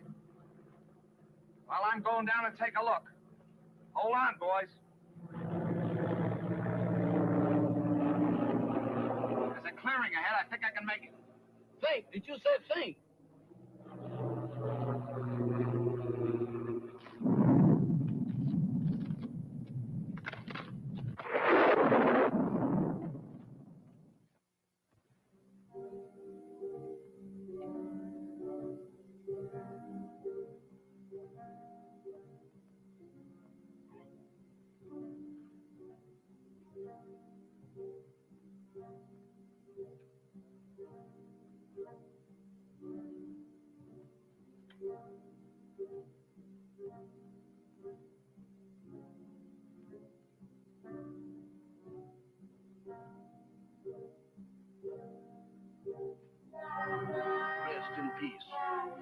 means what I think it means. They sure don't waste no time around here. I think this guy was in the last movie. I Wait think. a minute. They can't do this here to me. The actor's Let me name. out of here. It's, Let me out of here. it starts with an Oh, M. was it? It's similar to Milton, but I can't remember quite what the name is. You, Mr. Bill? Did Hmm. they have you in a hole too? But we do apologize to everyone. The Ain't we dead? character is not up to date. Yeah. Like, oh, Eh? Well, what's that then? That's no ghost. Come on. I can't. My foot done took the root. What are you trying to do? Scare us to death? Hey, you're hurt. I'm all right. Just a crack on the noggin. Where are we? Search me. It looks like somebody's marble orchard. Graveyard. It's a fine spot for a crack. a marble orchard? I've never heard that. Here. Come on. What the fuck? Same here. Wake up the dead. I feel like they were trying to be a little too extra with their slang terms back then. What's the matter? Do you hear something? No, sir. Just For know real? to jump out of my chest. That's drums. Drums. That's my cue for me to start parading out of here.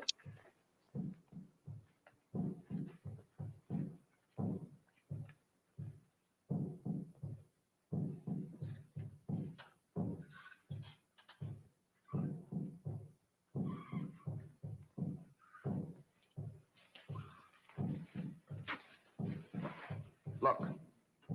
It's a creepy looking place. Sure dark. Suppose anybody lives in there? In that haunted house?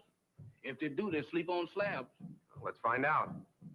Not me. Y'all going in there. I ain't going in that mausoleum. I'm going to stay right here until I change my mind. Oh, wait a minute. I done changed my mind.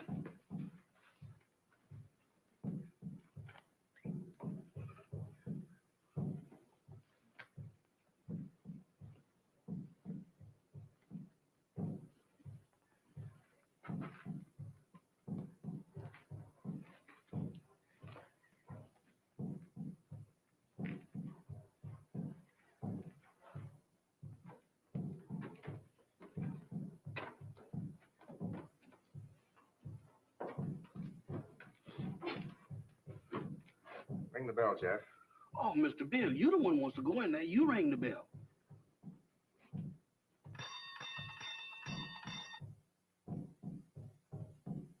Sound like ice cream man.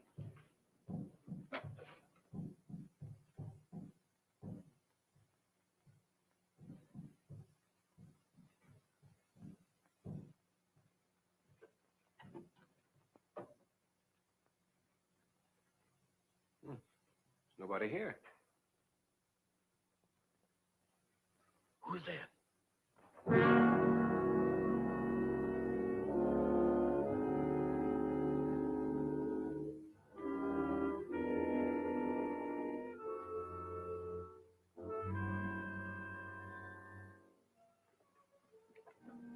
Welcome to my humble home. Thank you. We were just... I know. Your plane crashed in the jungle. Oh, yes. How did you know? Very little happens on this island that I do not know about. Mama, we have guests. Prepare the library. Have these gentlemen's bags brought in. Oh, excuse me, gentlemen. May I introduce myself? I'm Dr. Mikhail Sangre, late of Vienna. Follow me, gentlemen. Mr. Bill, let's get out of here. Oh, don't be silly, Jeff. Go on. Oh, that man ain't no doctor. There's something wrong here. Well, that's Slim Galley.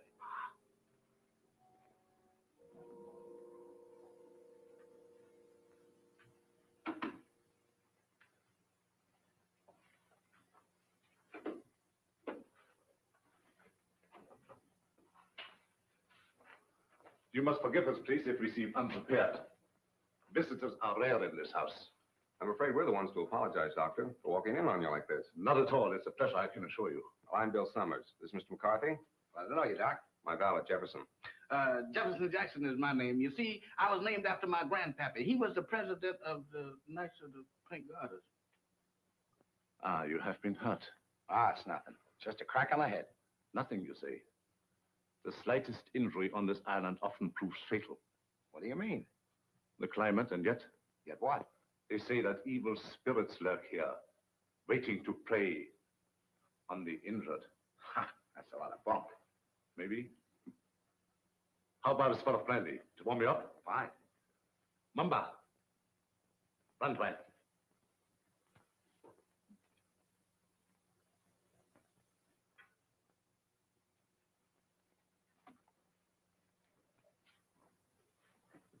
My servant intrigues you. Is that one of the spirits that you was talking about? Mamba, no. It's true he reflects the mood of this house, but he's not as sinister as he looks. Gentlemen, the finest brandy in all Europe. I brought it here myself.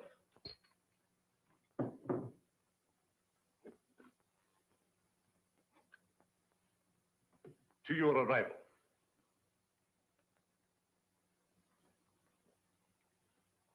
A most fortunate accident for me. I'm afraid our arrival was no accident. You mean to say you came here purposely? No, not in the sense you mean. See, we were on our way to the Bahamas when the storm blew us off our course. We heard your broadcast, so here we are. Broadcast? Hmm? You must be mistaken. There was no broadcast from this island. Your ears must have played you tricks. There is no radio within miles of here. However, boats do stop here fairly often. How often?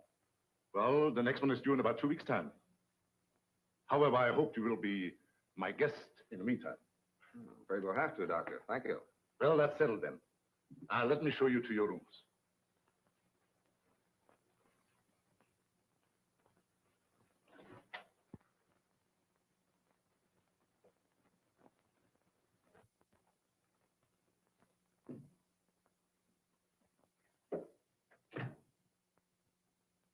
Didn't we just leave him downstairs in the library?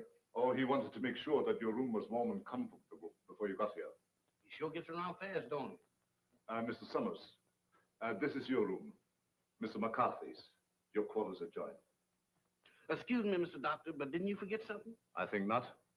No? No. What about me? You will be taken care of. That's what I'm afraid of. In the servants' quarters. Mumba will show you the way. Mamba? That goblin? Do I have to go with him alone? He won't hurt you if he likes you. And if he don't? Oh, Mr. Bill, does I have to? Can I stay up here with you? No. You understand. I don't wish to be harsh, but it might set a bad example for the other servants. Certainly. It'll be all right, Jeff. For who? Mamba.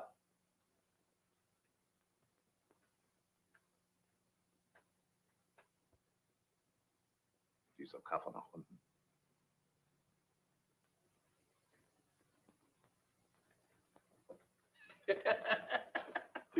You ain't by any chance a member of the Mystic Knight of the Pink Goddess, is you? No? Harlem never was like this.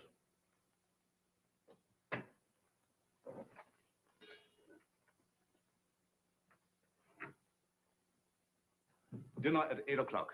Make yourselves at home. And I'll get something for your head, Mr. McCarthy. Thank you, Doctor.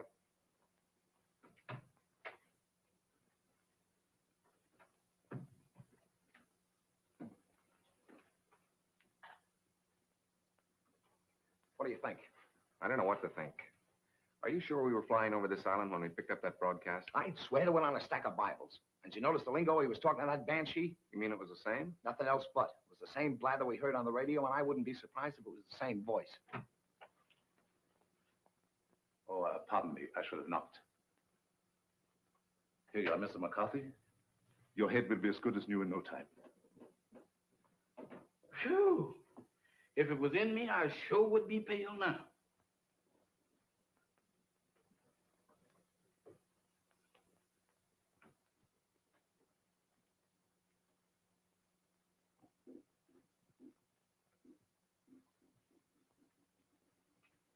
Samantha.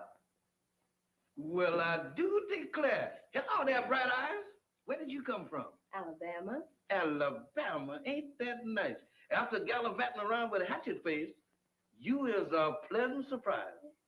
Is you my little social? Is I? Well, if I ain't, that's what I'm thinking of. Hey, who is that, Methuselah? Tahama. I know a museum that would give a fortune just to have her under glass. What's a museum? That's where they keep dead things. Oh, like here. Hmm? What's cooking? That's brew. Brew? Home brew at this day and age? Why, don't you people know that prohibition has been repealed? Taste. I don't care if I do. How's it taste? I don't know, but it ain't kosher. What's it for? It's a magic potion for scaring away the evil spirits. Evil spirits? Good gracious of me. Well, it is evil spirits around here. Why, sure, the place is crawling with it. And that ain't all. What, there's more? Mo, you ain't heard nothing. Just wait till you see the zombies. Zombies? What's them? Dead folks. What walks around? They does? Here? Especially here. Why here especially? Because this is where they grows the best. They's all over this place. And all you have to do is clap your hands, and they comes a-running.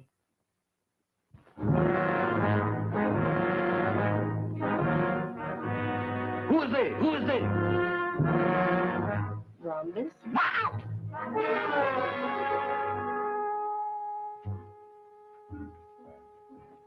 What kept you so long?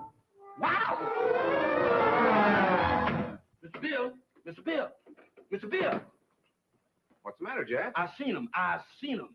You saw what? They're all over the place. They're everywhere.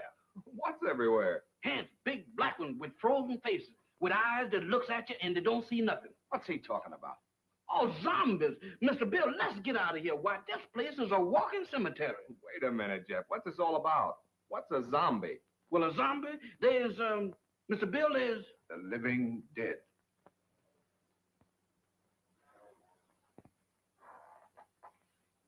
The living dead? That's it. That's what it is. Dead folks was too lazy to lay down. Your servant seems to have learned a lot in the short time he has been here. Nothing I ain't willing to unlearn just as quick. I'm afraid Jeff's been saying things. Ain't it the truth? Where did you see these zombies? Mr. Bill, I saw them down into the kitchen. They walked in there just like they owned the place. Undoubtedly some of my servants. No, sir, not them babies. Why, they is fugitives from the undertaker. If it is true what he says, it might be amusing to see these creatures for ourselves. In the kitchen, you said? Yes, sir. That's where I seen them. Shall we investigate? Sounds a little crazy. Sorry with me, I guess. How about you, man?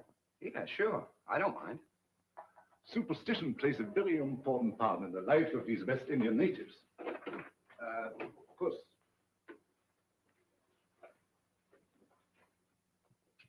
This is our kitchen. Crude and rather antiquated, but adequate for our simple needs. Samantha, Yes, master? have you seen any zombies here? No, master. Have you, Tahama? Tahama cooks for the living, not the dead. You see? You better get yourself a pair of glasses, Jeff. Oh, Mr. Bill, I don't need no glasses. I saw them with my own eyes. Samantha, you were standing right beside of me when them two perishables walked in. The only perishable thing around here is you, big boy. You've been dreaming. Dreaming? I never dreamt a dream like that in my wildest nightmare. Mr. Bill, they was the real McCoy. He tasted my brew, made him drunk. Oh, Mr. Bill, don't pay no attention to her. I wasn't drunk. You got to believe me. You better take it easy, Jeff, and lay off that brew. Now that we have convinced ourselves there were no zombies here, let's retire to the library. That's for me.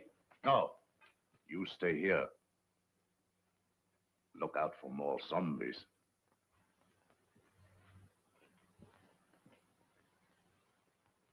Woman, you is a prevaricator. Don't you prevaricate me. You didn't see no zombies. You just think you did. Think. I don't think that good. I seen them and you did too. You told me that all I had to do was to clap. Stop him! Don't do that. I thought so. Mister, that's something that ain't never no good for nobody to do no time. Much less going around blabbing off your big mouth about. You mean that Mr. Sanders don't like for nobody to know that he got zombies around here? That's right. How come? What'd he do, grow them? No, but he sure cultivates them. What for? That's his own business. And if you're smart, you'll keep your big nose out of it. Is you telling me?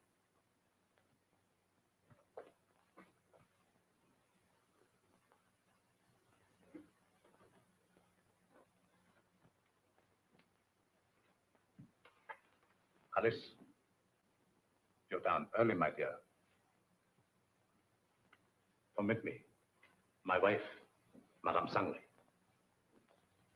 Mr. Summers, Mr. McCarthy, our guests. How do you do, Madame Sangley? Howdy. My wife isn't quite herself. She suffers from a strange malady which I'm trying to cure.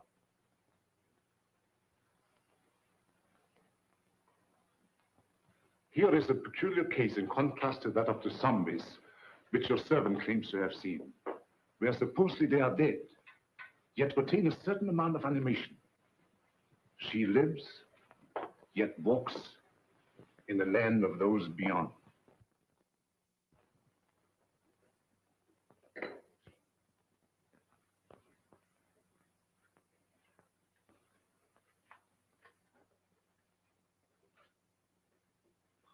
Forgive us if we intruded.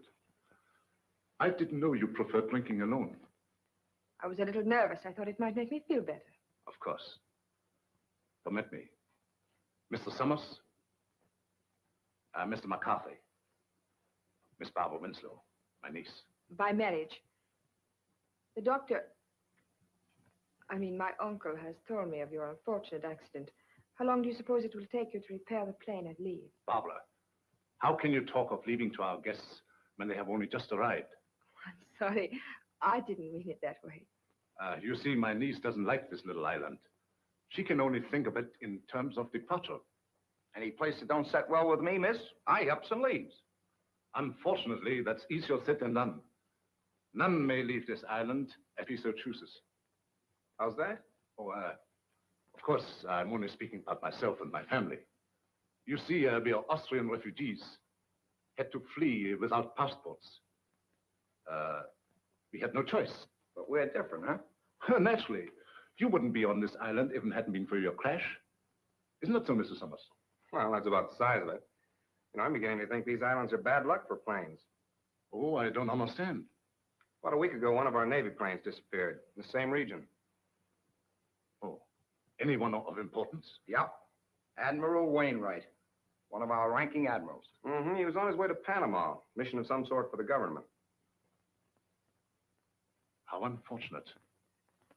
Well, of course, I will inform the natives first thing in the morning, and if they can learn of your admiral, I will certainly let you know. Thank you, Doctor. Excuse me.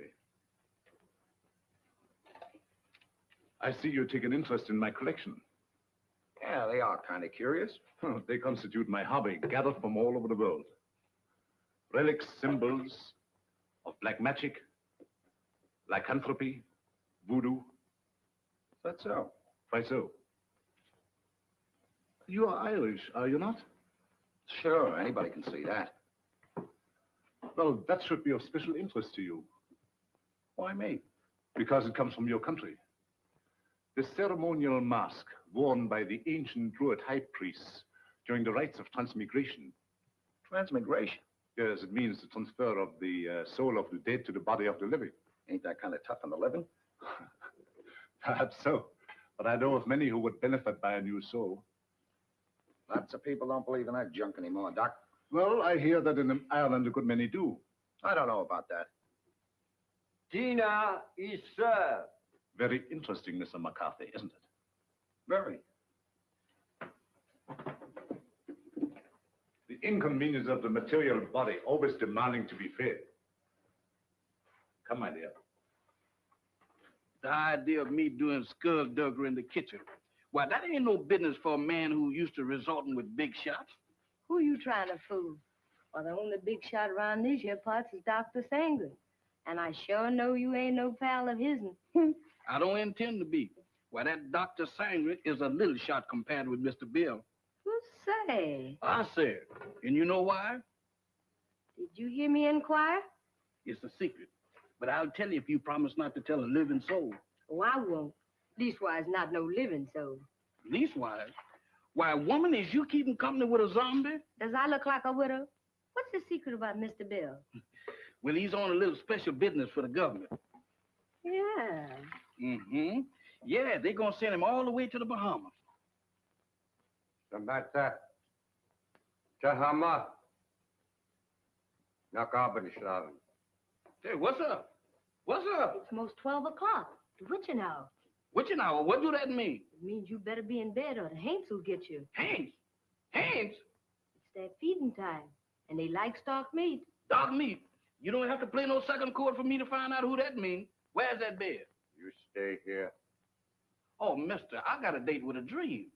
You stay here. Oh, couldn't we flip a coin or something to see if I stay or else? Pay no attention to anything you see or hear. Pleasant dreams. Nighty-night, sugar pie. Remember.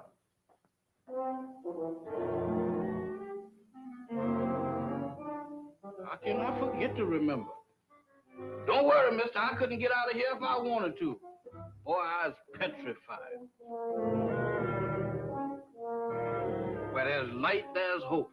Boy, I need all the hope that I can dig up tonight. Sure wish I'd learned to burn the candle on both ends.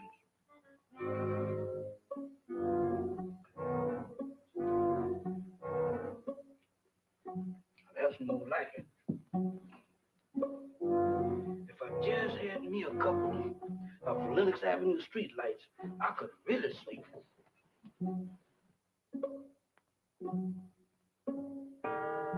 Witching hour, feeding time for the hands, and I'm caught in the kitchen.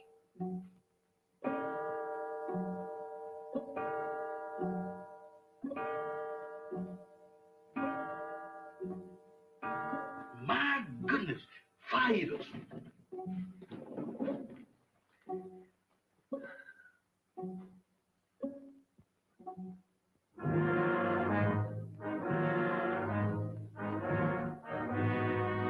Don't come close to me.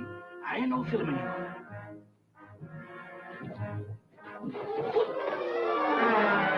Hi, gentlemen.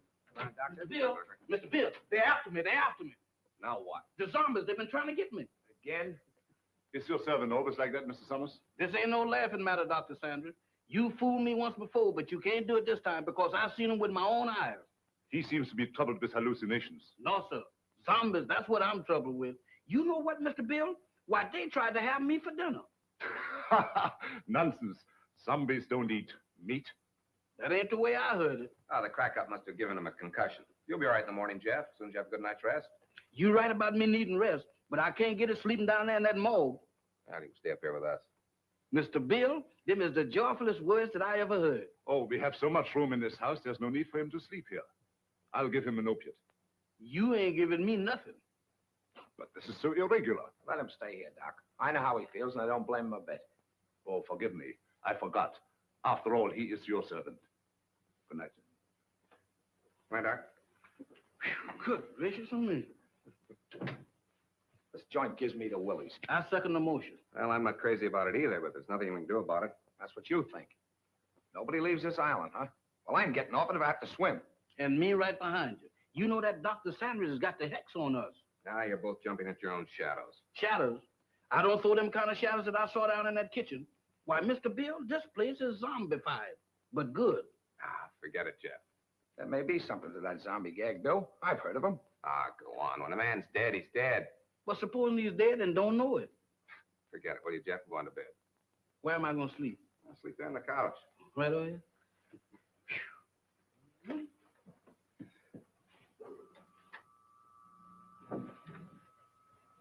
Hey. What's that? That's a generator as sure as there's shamrocks in Ireland. Maybe it's for the electric lights. Have you seen electric lights around here? Maybe they ain't screwed them in yet. There's only one reason for a generator to be on this island. Radio. I don't get it.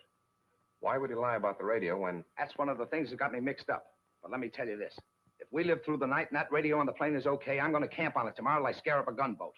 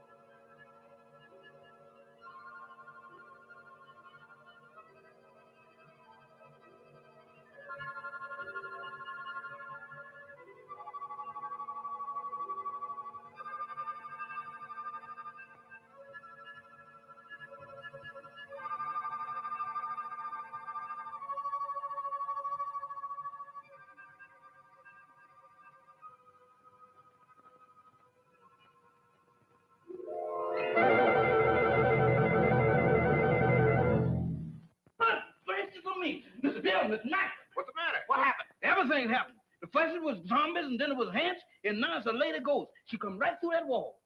Generally my answer. What happened? Everything happened. Oh, no, ain't, Mr. Bill. She walked right through that wall. Oh, it's your imagination. Go on back to bed. Imagination? No. Why, Mr. Bill, my imagination ain't that strong. Why, imagination couldn't drop this, could it? Look at that. What is it? It's an earring.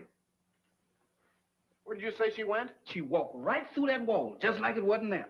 Right here, Mr. Bill. I show it to you, too. She walked right through this wall here, and don't ask me how she done it.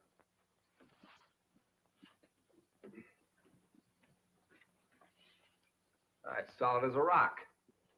That gets me. Any idea who she was? I didn't ask the lady her name. I was doing pretty good just looking. What do you say, Bill? Still think he's crazy? Well, I'll tell you better in the morning. Now, next time you see anything like that, hang on to it. If I do, it's got to catch up with me first.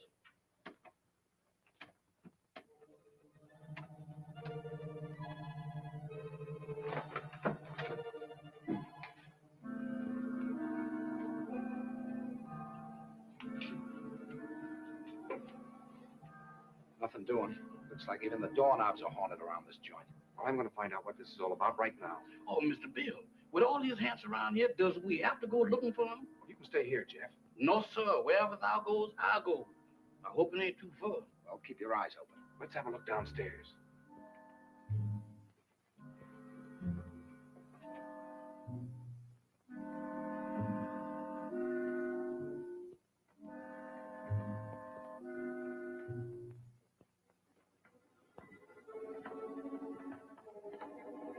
It's quiet as a tomb. The tomb?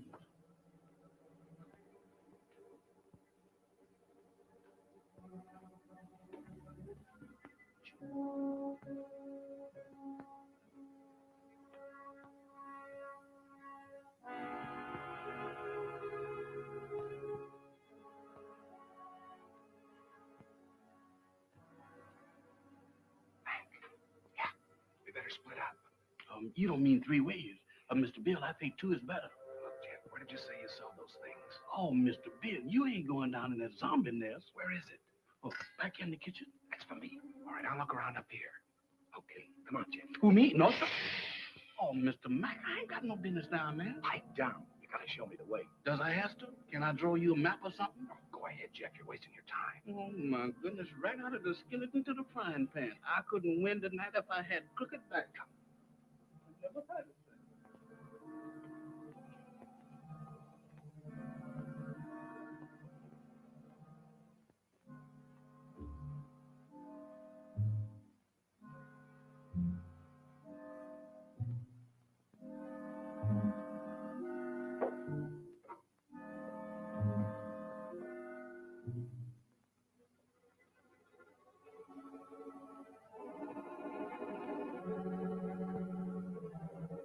I cannot believe you made that reference. If it's the reference I think you're making, Curtis.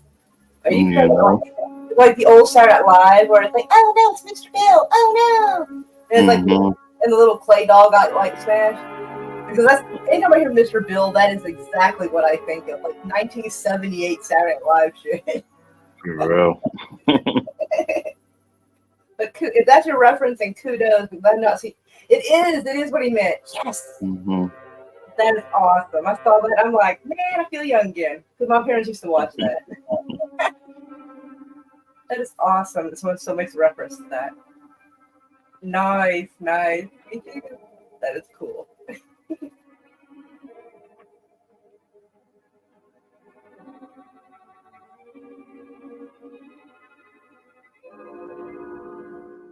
Oh, it's you. Do you always sneak up on people like that? Not always. Tonight it seems to be the custom. I thought I'd return your call. You mind? My call. It's rather late for research, isn't it? There were some things I had to know. So I noticed. When you want to know a thing, you really go after it, don't you? Would you mind please telling me what you're driving at? Not at all. This prowling act of yours, what's the idea? Oh, it's my aunt. I'm so worried about her. She is hypnotized, isn't she? I don't know. I think so. You don't think I did it, do you? I'm in no position to accuse anybody of anything. Look, Mr. Summers, I've got to get my aunt off this island. She's been this way ever since she came here. I'm afraid if we don't do something soon, something dreadful is going to happen to all of us. Well, I've got to trust somebody around here, that's a cinch. But in order to help you, you've got to help us. Oh, I'll do anything. Anything I can. Well, we think Dr. Sangre has a radio transmitter concealed on this island. I've thought that for a long while. I don't know where he keeps it, but there must be one because he's always getting messages from somewhere. Do you think you could find it? I'll try. Swell. We'd better get back to our rooms. Is there anything else? Not now. I'll see you in the morning. Where'd those zombies come from? They didn't. They sprouted. Just like mushrooms. With a description like that, they ought to be very easy to find. That's just what I'm afraid of. Now, let's have a look around. Not me. I'm gonna stay right here.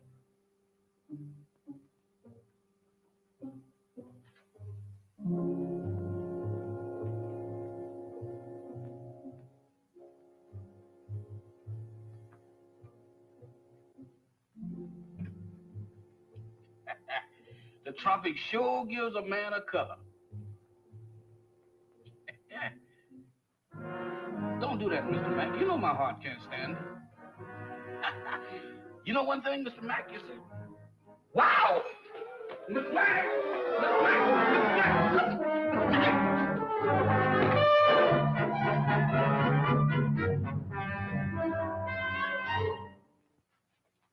Mr. Bill, the zombies got Mr. Mack.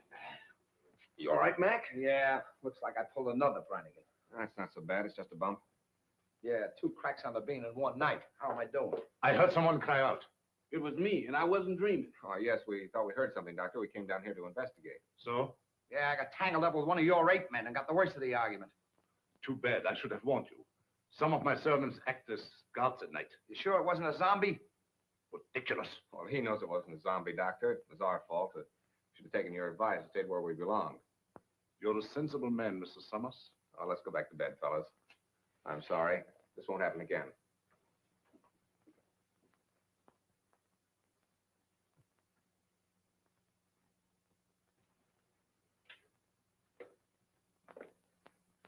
You know, this dump don't look half bad in the daylight. Yeah, it almost makes last night seem like it didn't happen. Don't kid yourself. That earring happened. You know, I'm beginning to believe this thing was dropped on purpose. Good morning. Good morning. Howdy. I think you dropped this last night. That? Oh, no, that belongs to my aunt. I'm so glad I was able to find you alone. There's something I've got to tell you. What is it? It's about last night. There's a... Good morning. Having an interesting conversation, my dear? Miss Winslow was just telling us about your island. That's right. Oh, how thoughtful of her. Did you sleep well last night? Well as we could with the storm and all. Good. I took the liberty of having some breakfast sent to your room. I hope you didn't mind. Not at all. It was an unexpected treat. You seem to admire my wife's earrings. Oh, I was just, My wedding present to her. Very unique. Quite so. I dare say there's not another pair like them in the world. Really? They were among the few possessions which we were allowed to take out of the old country. You don't say. Well, while you are here, I want you to feel perfectly at ease and do as you like. What are your plans for today? I'm going down and take a look at the plane. Yes, we're anxious to see what damage was done by the crash last night. I see. Would you care to join us, Miss Winslow? Oh, I would love to. No. That would be quite impossible. My niece assists me as my secretary. We have a lot of work to do, my dear. Some other time, perhaps. Certainly. Shall we go, Mac? I'm all for it. Enjoy yourselves. But don't forget luncheon at noon. Thanks, Doctor. Bill, let's have a look at that earring. They're the same, all right. The only pair like him in the world, huh? I don't get it. Neither do I. Barbara didn't drop it. Madame Sangre couldn't have, apparently. Who did? This is the most cockeyed racket I ever bumped into. Well, I'm for getting out of it as quick as possible. Let's get the radio started. Bill, look there. What about it? Ain't that a fresh grave? So what? You're in a cemetery where it's customary to bury people in fresh graves. Yeah, but that's been dug since the storm last night. Listen, are you getting those zombies on your mind, too? You and Jeff make a great pair. You still don't get it. Take a look at that headstone.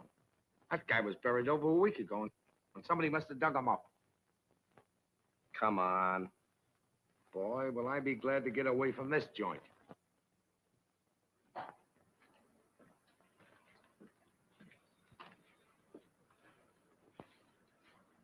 Well, it could have been worse.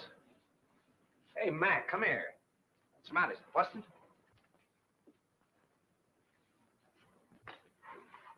How do you like that? Somebody's dismantled it. Dismantle it?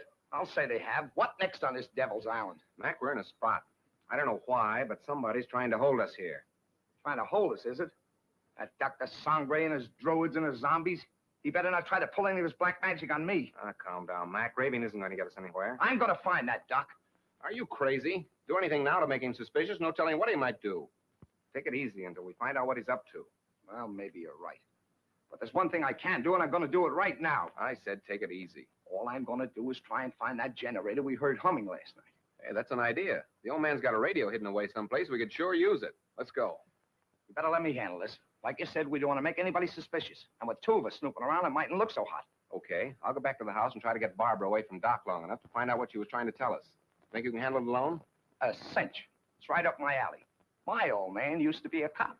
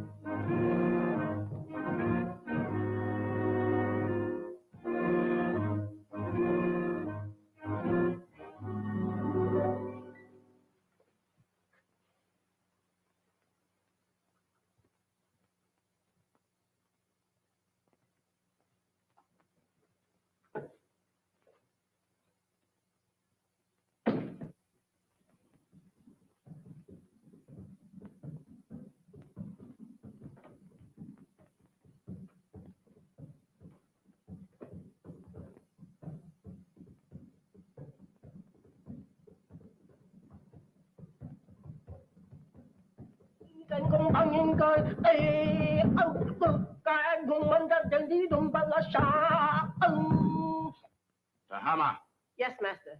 how much longer? Soon, master, soon. Voodoo magic works slow, but it is sure. The Admiral has fainted. Your magic is no good. It puts him to sleep. I am Mama Lai, high voodoo priestess. I sent him in trance, so he talk. Too slow. He has valuable information, which we must have at once. The three men upstairs may be in the Secret Service. You must make him talk, Tahama. Does anybody know how to torture to make someone talk? What was that? Doesn't anybody know how to torture somebody to make them talk? You know. Dr. Sangre ruft It can be quicker. X402. Mm-hmm. Dr. Sangre ruft X402. Have another piece of pie, honey lamb? Already had two. You already had 6, but does you want another one? Well, if you insist. Boy, you're the most pious man I ever did see. Ain't it the truth? I bet you none of them gals in Harlem never baked you no pie like that. Oh, I don't know. Oh, you ain't so smart. I had me a beau once, and he wasn't no common old valet like you neither. Is that so? He was an ex-porter. Ex-porter? That's right. Now, that's fine. What did he handle? Bags.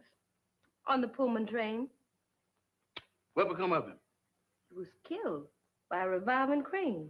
A revolving crane? Mm-hmm. Y'all sure have some fierce birds around this country. Do you miss him much? Not much. I sees him every now and then. Who's that? He's Lazarus. That zombie you met last night. Oh, that boy? Hmm? Jeff, Oh, it's you, Mr. Bill. You sure give me a turn. have you seen Mac? He's been missing since early this morning.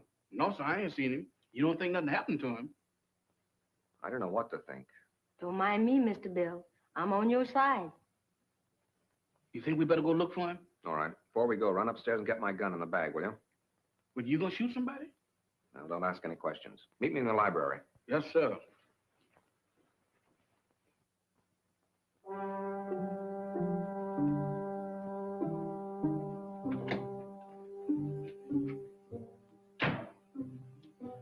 Oh, excuse me, Mr. Doctor, I'm in the wrong room. No, I ain't either. This is Mr. Bill's room. What you doing going through his bag? Jeff, I was looking for you. Looking for me? In there? I've got something to show you. You got something to show me? That's right. I know, Mr. Doctor, but I got business elsewhere. Nonsense. This is far more important. Oh, not to me, Mr. Doctor. What is the matter? Oh, Doctor. Watch.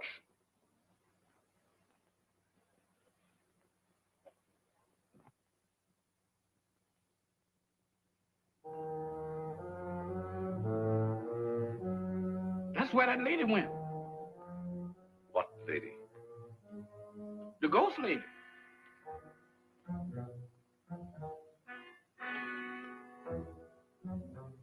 The ghost lady? Yes, she went right through there. Come. Now, wait a minute, Doc. Now, wait a minute, Mr. Sandra.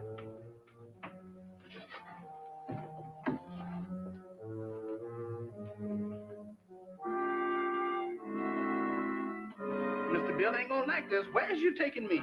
What?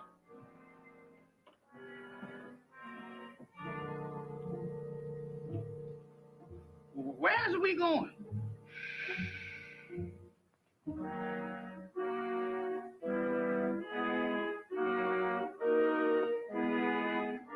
Jeff, get a move on. We got... You again. What are you doing in here? Where's Jeff? I wouldn't know, sir. It's gone. You know about this, you devil. Give me that gun. I have no gun, sir. Don't lie to me. Somebody has. Where's Jeff? Where is he? And Mac, what's happened to him? I wouldn't know, sir. You're gonna tell me or I'll... I said I wouldn't know, sir. You wouldn't spill it if you did know. I'm gonna find him if I have to search every inch of this island. Yes, sir. Look at this watch. See it move. Watch it. You have seen nothing. You know nothing. Repeat after me. I have seen nothing.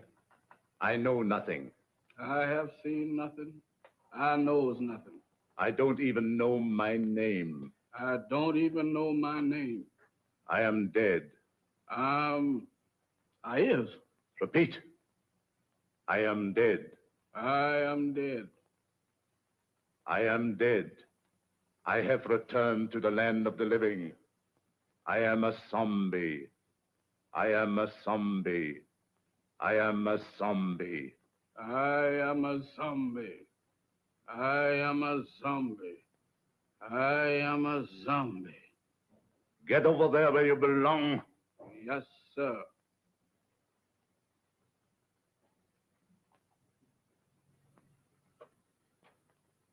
Move over, boys. I'm one of the gang now.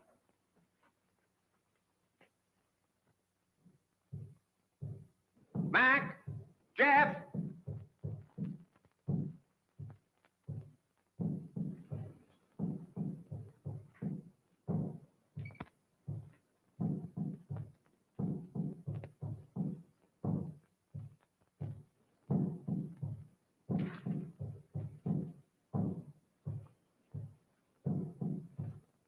Mac!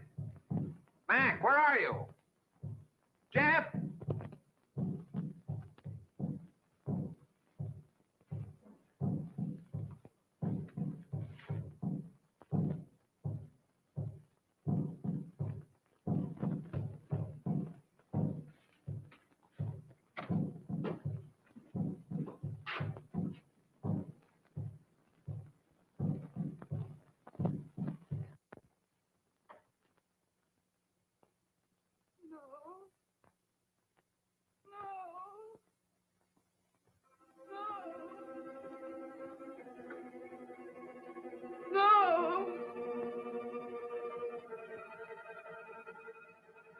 No.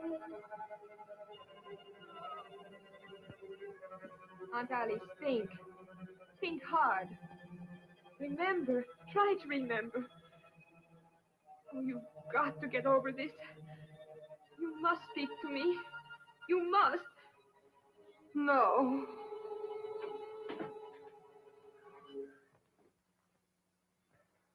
So you're mixed up in this mess, too. Oh, no, I was only trying to... I know what you were trying to do. I thought Dr. Sangre was responsible for that. Now I see it's you. No, I'm only trying to undo what already has been done. By hypnotizing her still further? But it's the only way. You must believe me. I wouldn't believe you or anybody else in this madhouse. I suppose next you and your vultures will be after me. Next. Don't pretend that you don't know what happened to Jeff and Mac. I know it. Look.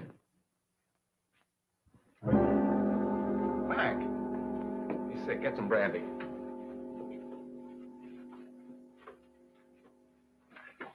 Mac, tell me what's the matter. What happened? Where have you been?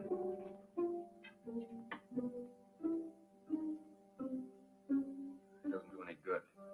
Well, I hope you're satisfied. No, I think... I saw your friend enter from the jungle. Is anything the matter? What do you think? Well, let's have a look.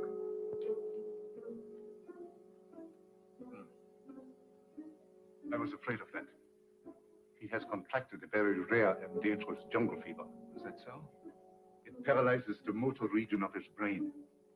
He must have medical attention at once. But you're a doctor. See what you can do about it. I'm sorry, it's beyond my powers. I thought so. You're going to let him die. Not at all. There is a native doctor in the village who knows more about this than I do. We'll send for him at once. I see. Find Mumba and send for Dr. Kui. You better put him to bed.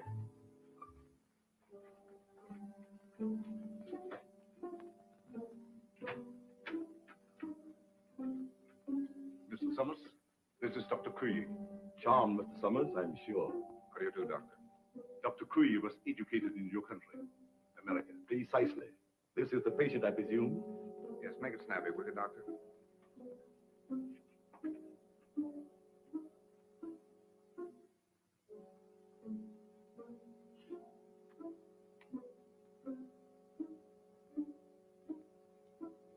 I'm sorry. There's nothing I can do. Nothing. Are you sure? Positive. This man has been dead since morning.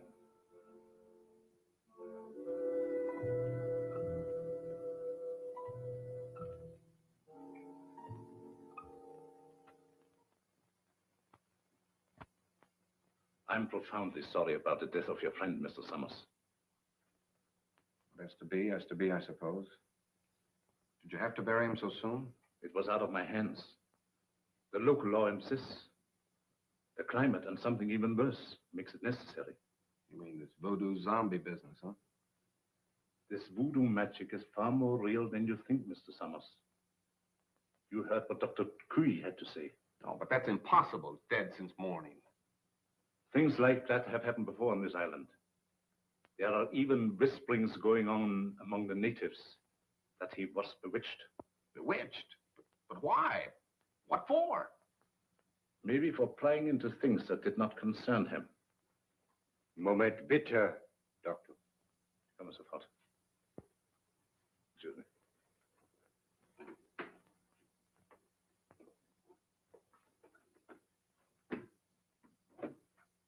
What is it?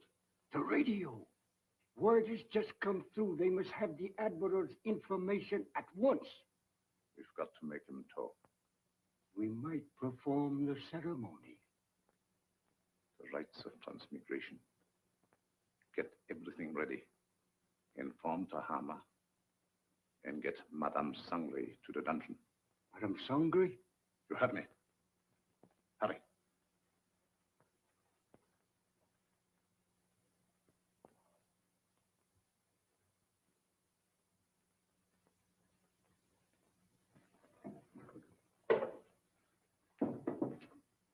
Tahama, the ceremony später unten.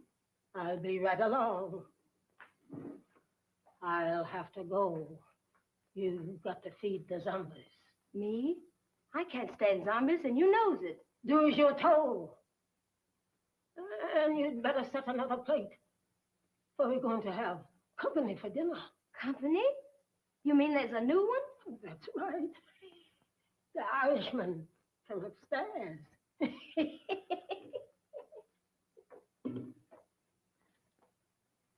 Do declare.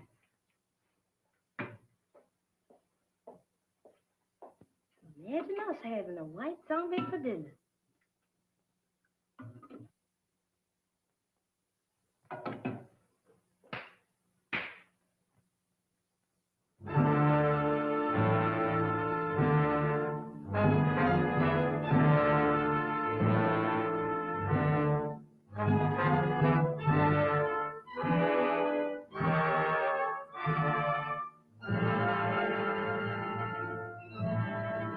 Company.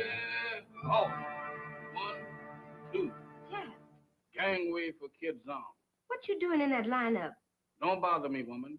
Can't you see how I has been? A zombie? Nothing else but. And don't ask me my name, 'cause I don't know.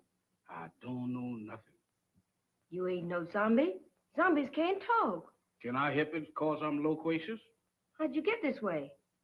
I ain't telling nothing. All I know is that I joined the club. And as a member, I has privileges. What privileges? Privileges to get fed. That ain't no new development with you. Woman, where's my food? That is, help yourself.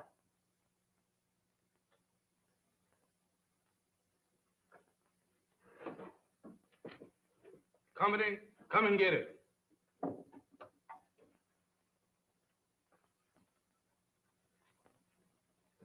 Where's the white one?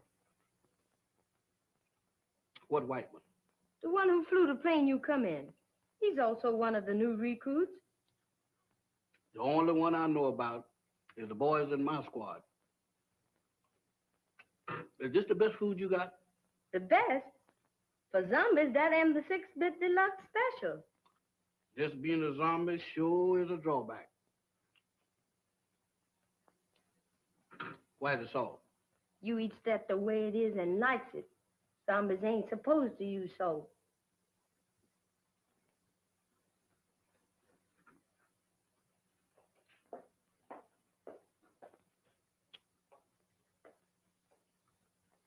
I thought you said... I changed my mind. Well, lots of hugs, That's more Curtis. like it. We were glad to have you. Take it easy there, woman. I ain't no heroin. Now eat. Ooh, what is you trying to do, poison me? How's you feeling? How should I feel? You ain't feeling dead, is you? 'Cause if you is, then you's a zombie. And if I ain't? Then you ain't no zombie. The rule says if a zombie uses salt, he dries up and gets dead again. How do I look? How do I look? Take a look for yourself. Well, according to this, I ain't dead. That's all I want to know. Then you ain't no zombie. How you know? 'Cause when a zombie looks in the mirror, he don't see nothing. That's me, all right. Well, I ain't no zombie after all. If I ain't no zombie, and there is, what am I doing here? What am I... Hey, where you going?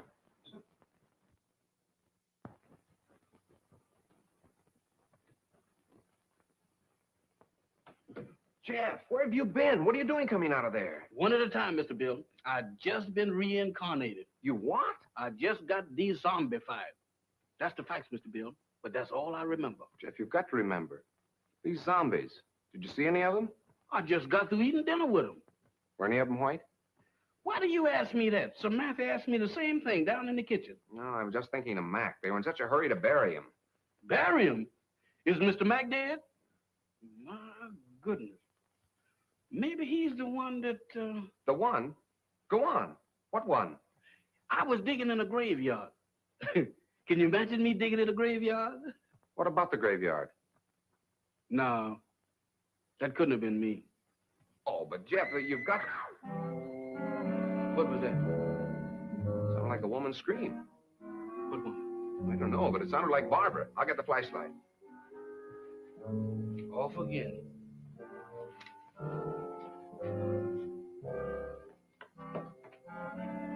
down here. I'm coming. Oh, they in it. This way.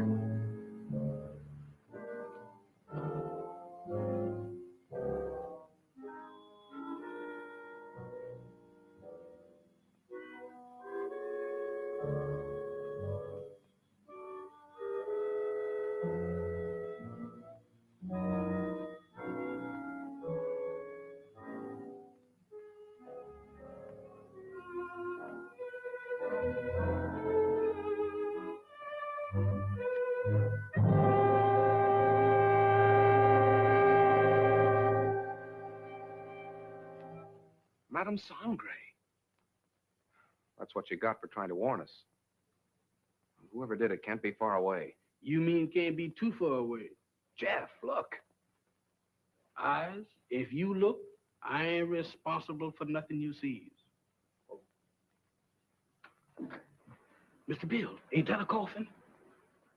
It's Max. You don't think he done joined up with his armies, do you? I don't know. But if that Sangre thinks he can use Max's body to... What's the matter? Listen. What does that sound like to you? I don't know, but it ain't Gene Krupa. It's the same drums we heard the other night. Voodoo drums. We gotta find them. Oh, Mr. Bill, ain't we found enough in one day? After this, there's no telling what he's up to. Mac might be... Come on. I'm coming.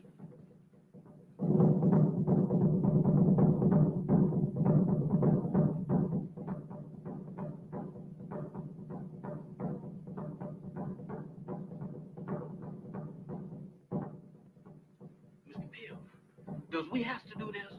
Quiet, Jeff. I ain't said a word.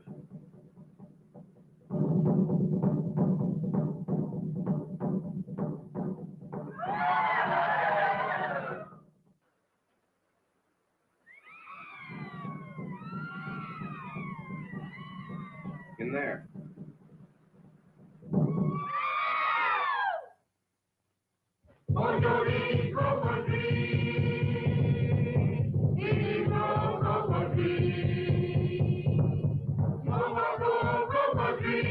I wonder if any of their family ever had to apologize. I'm just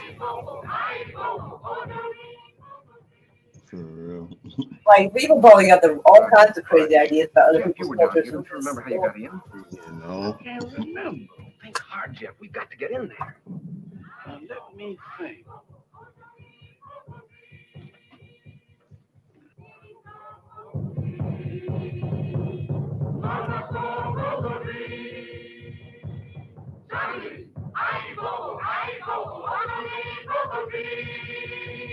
I don't know what they're saying, but it sounds like cocoa trees.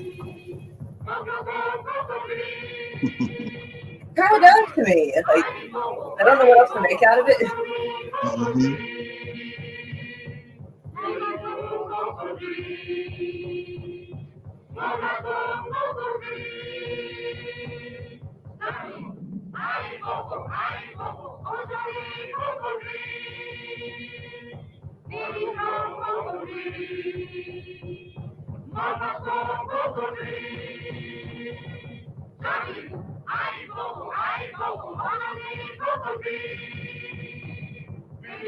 These cocoa beans.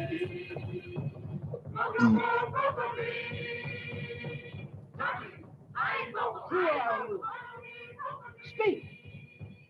Tell me, who are you? I am Admiral.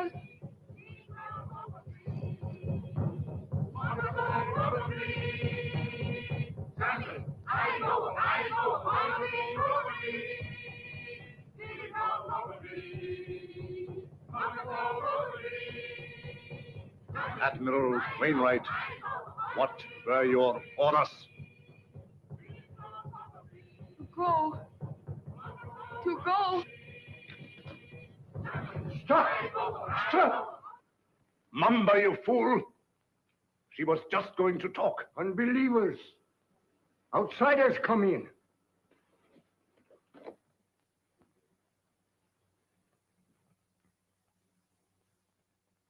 Get them! Mac. Go back. It's Bill. Bill Summers, your pal. Go back. Mac, go back.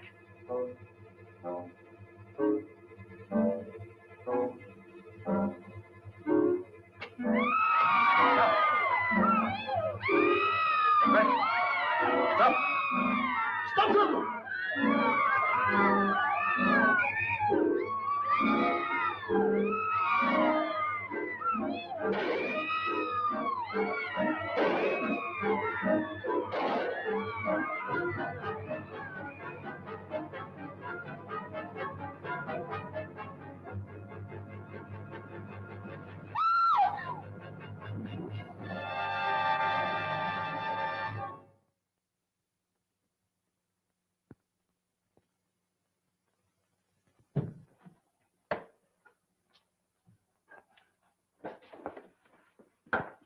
Did you contact the Coast Guard all right, Admiral? They'll be aboard here for us in the morning.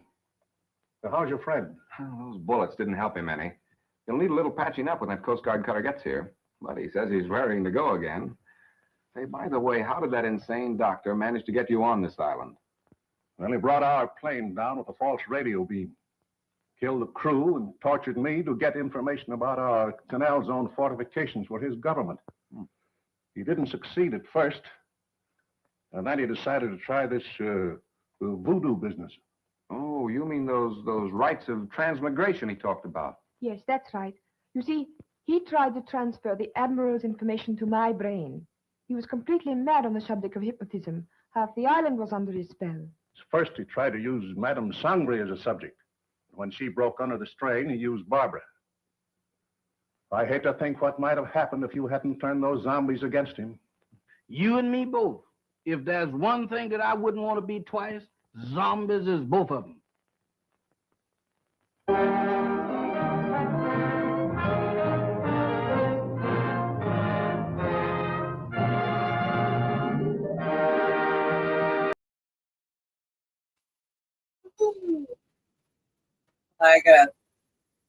There we go.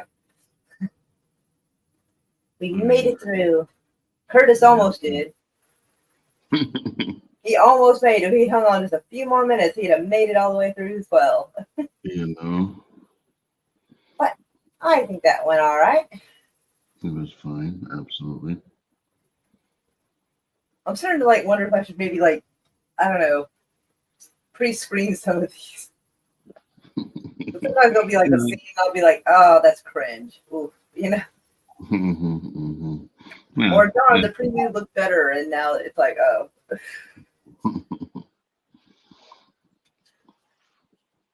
Yeah, I think it's fine. I think it's better if you just watch them like that. I think I'll just pass my bedtime. Shit. Yeah, me too. But we want to thank all of y'all for coming out and watching the movie with us. Movies, plural.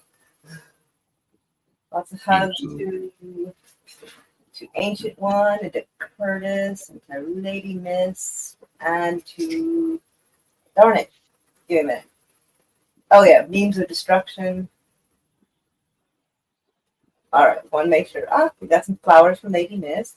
Oh, thank you, darling. Mwah. Lots of hugs to everyone, and we shall. Oh yeah, Raquel's doing a little Halloween stream tomorrow evening. Well, she's hoping to. She's not feeling good, so hopefully she'll feel good enough to do it tomorrow night. Nice. Everybody's just gonna kind of hang out, wear a costume or something. My costume was not gonna be anything impressive. It was from the thrift store, and it looks like a dress from the 1920s. Yeah, it was $8. I was like, fuck yeah. So it's not one you can really see that well. I mean, unless I stand up, but.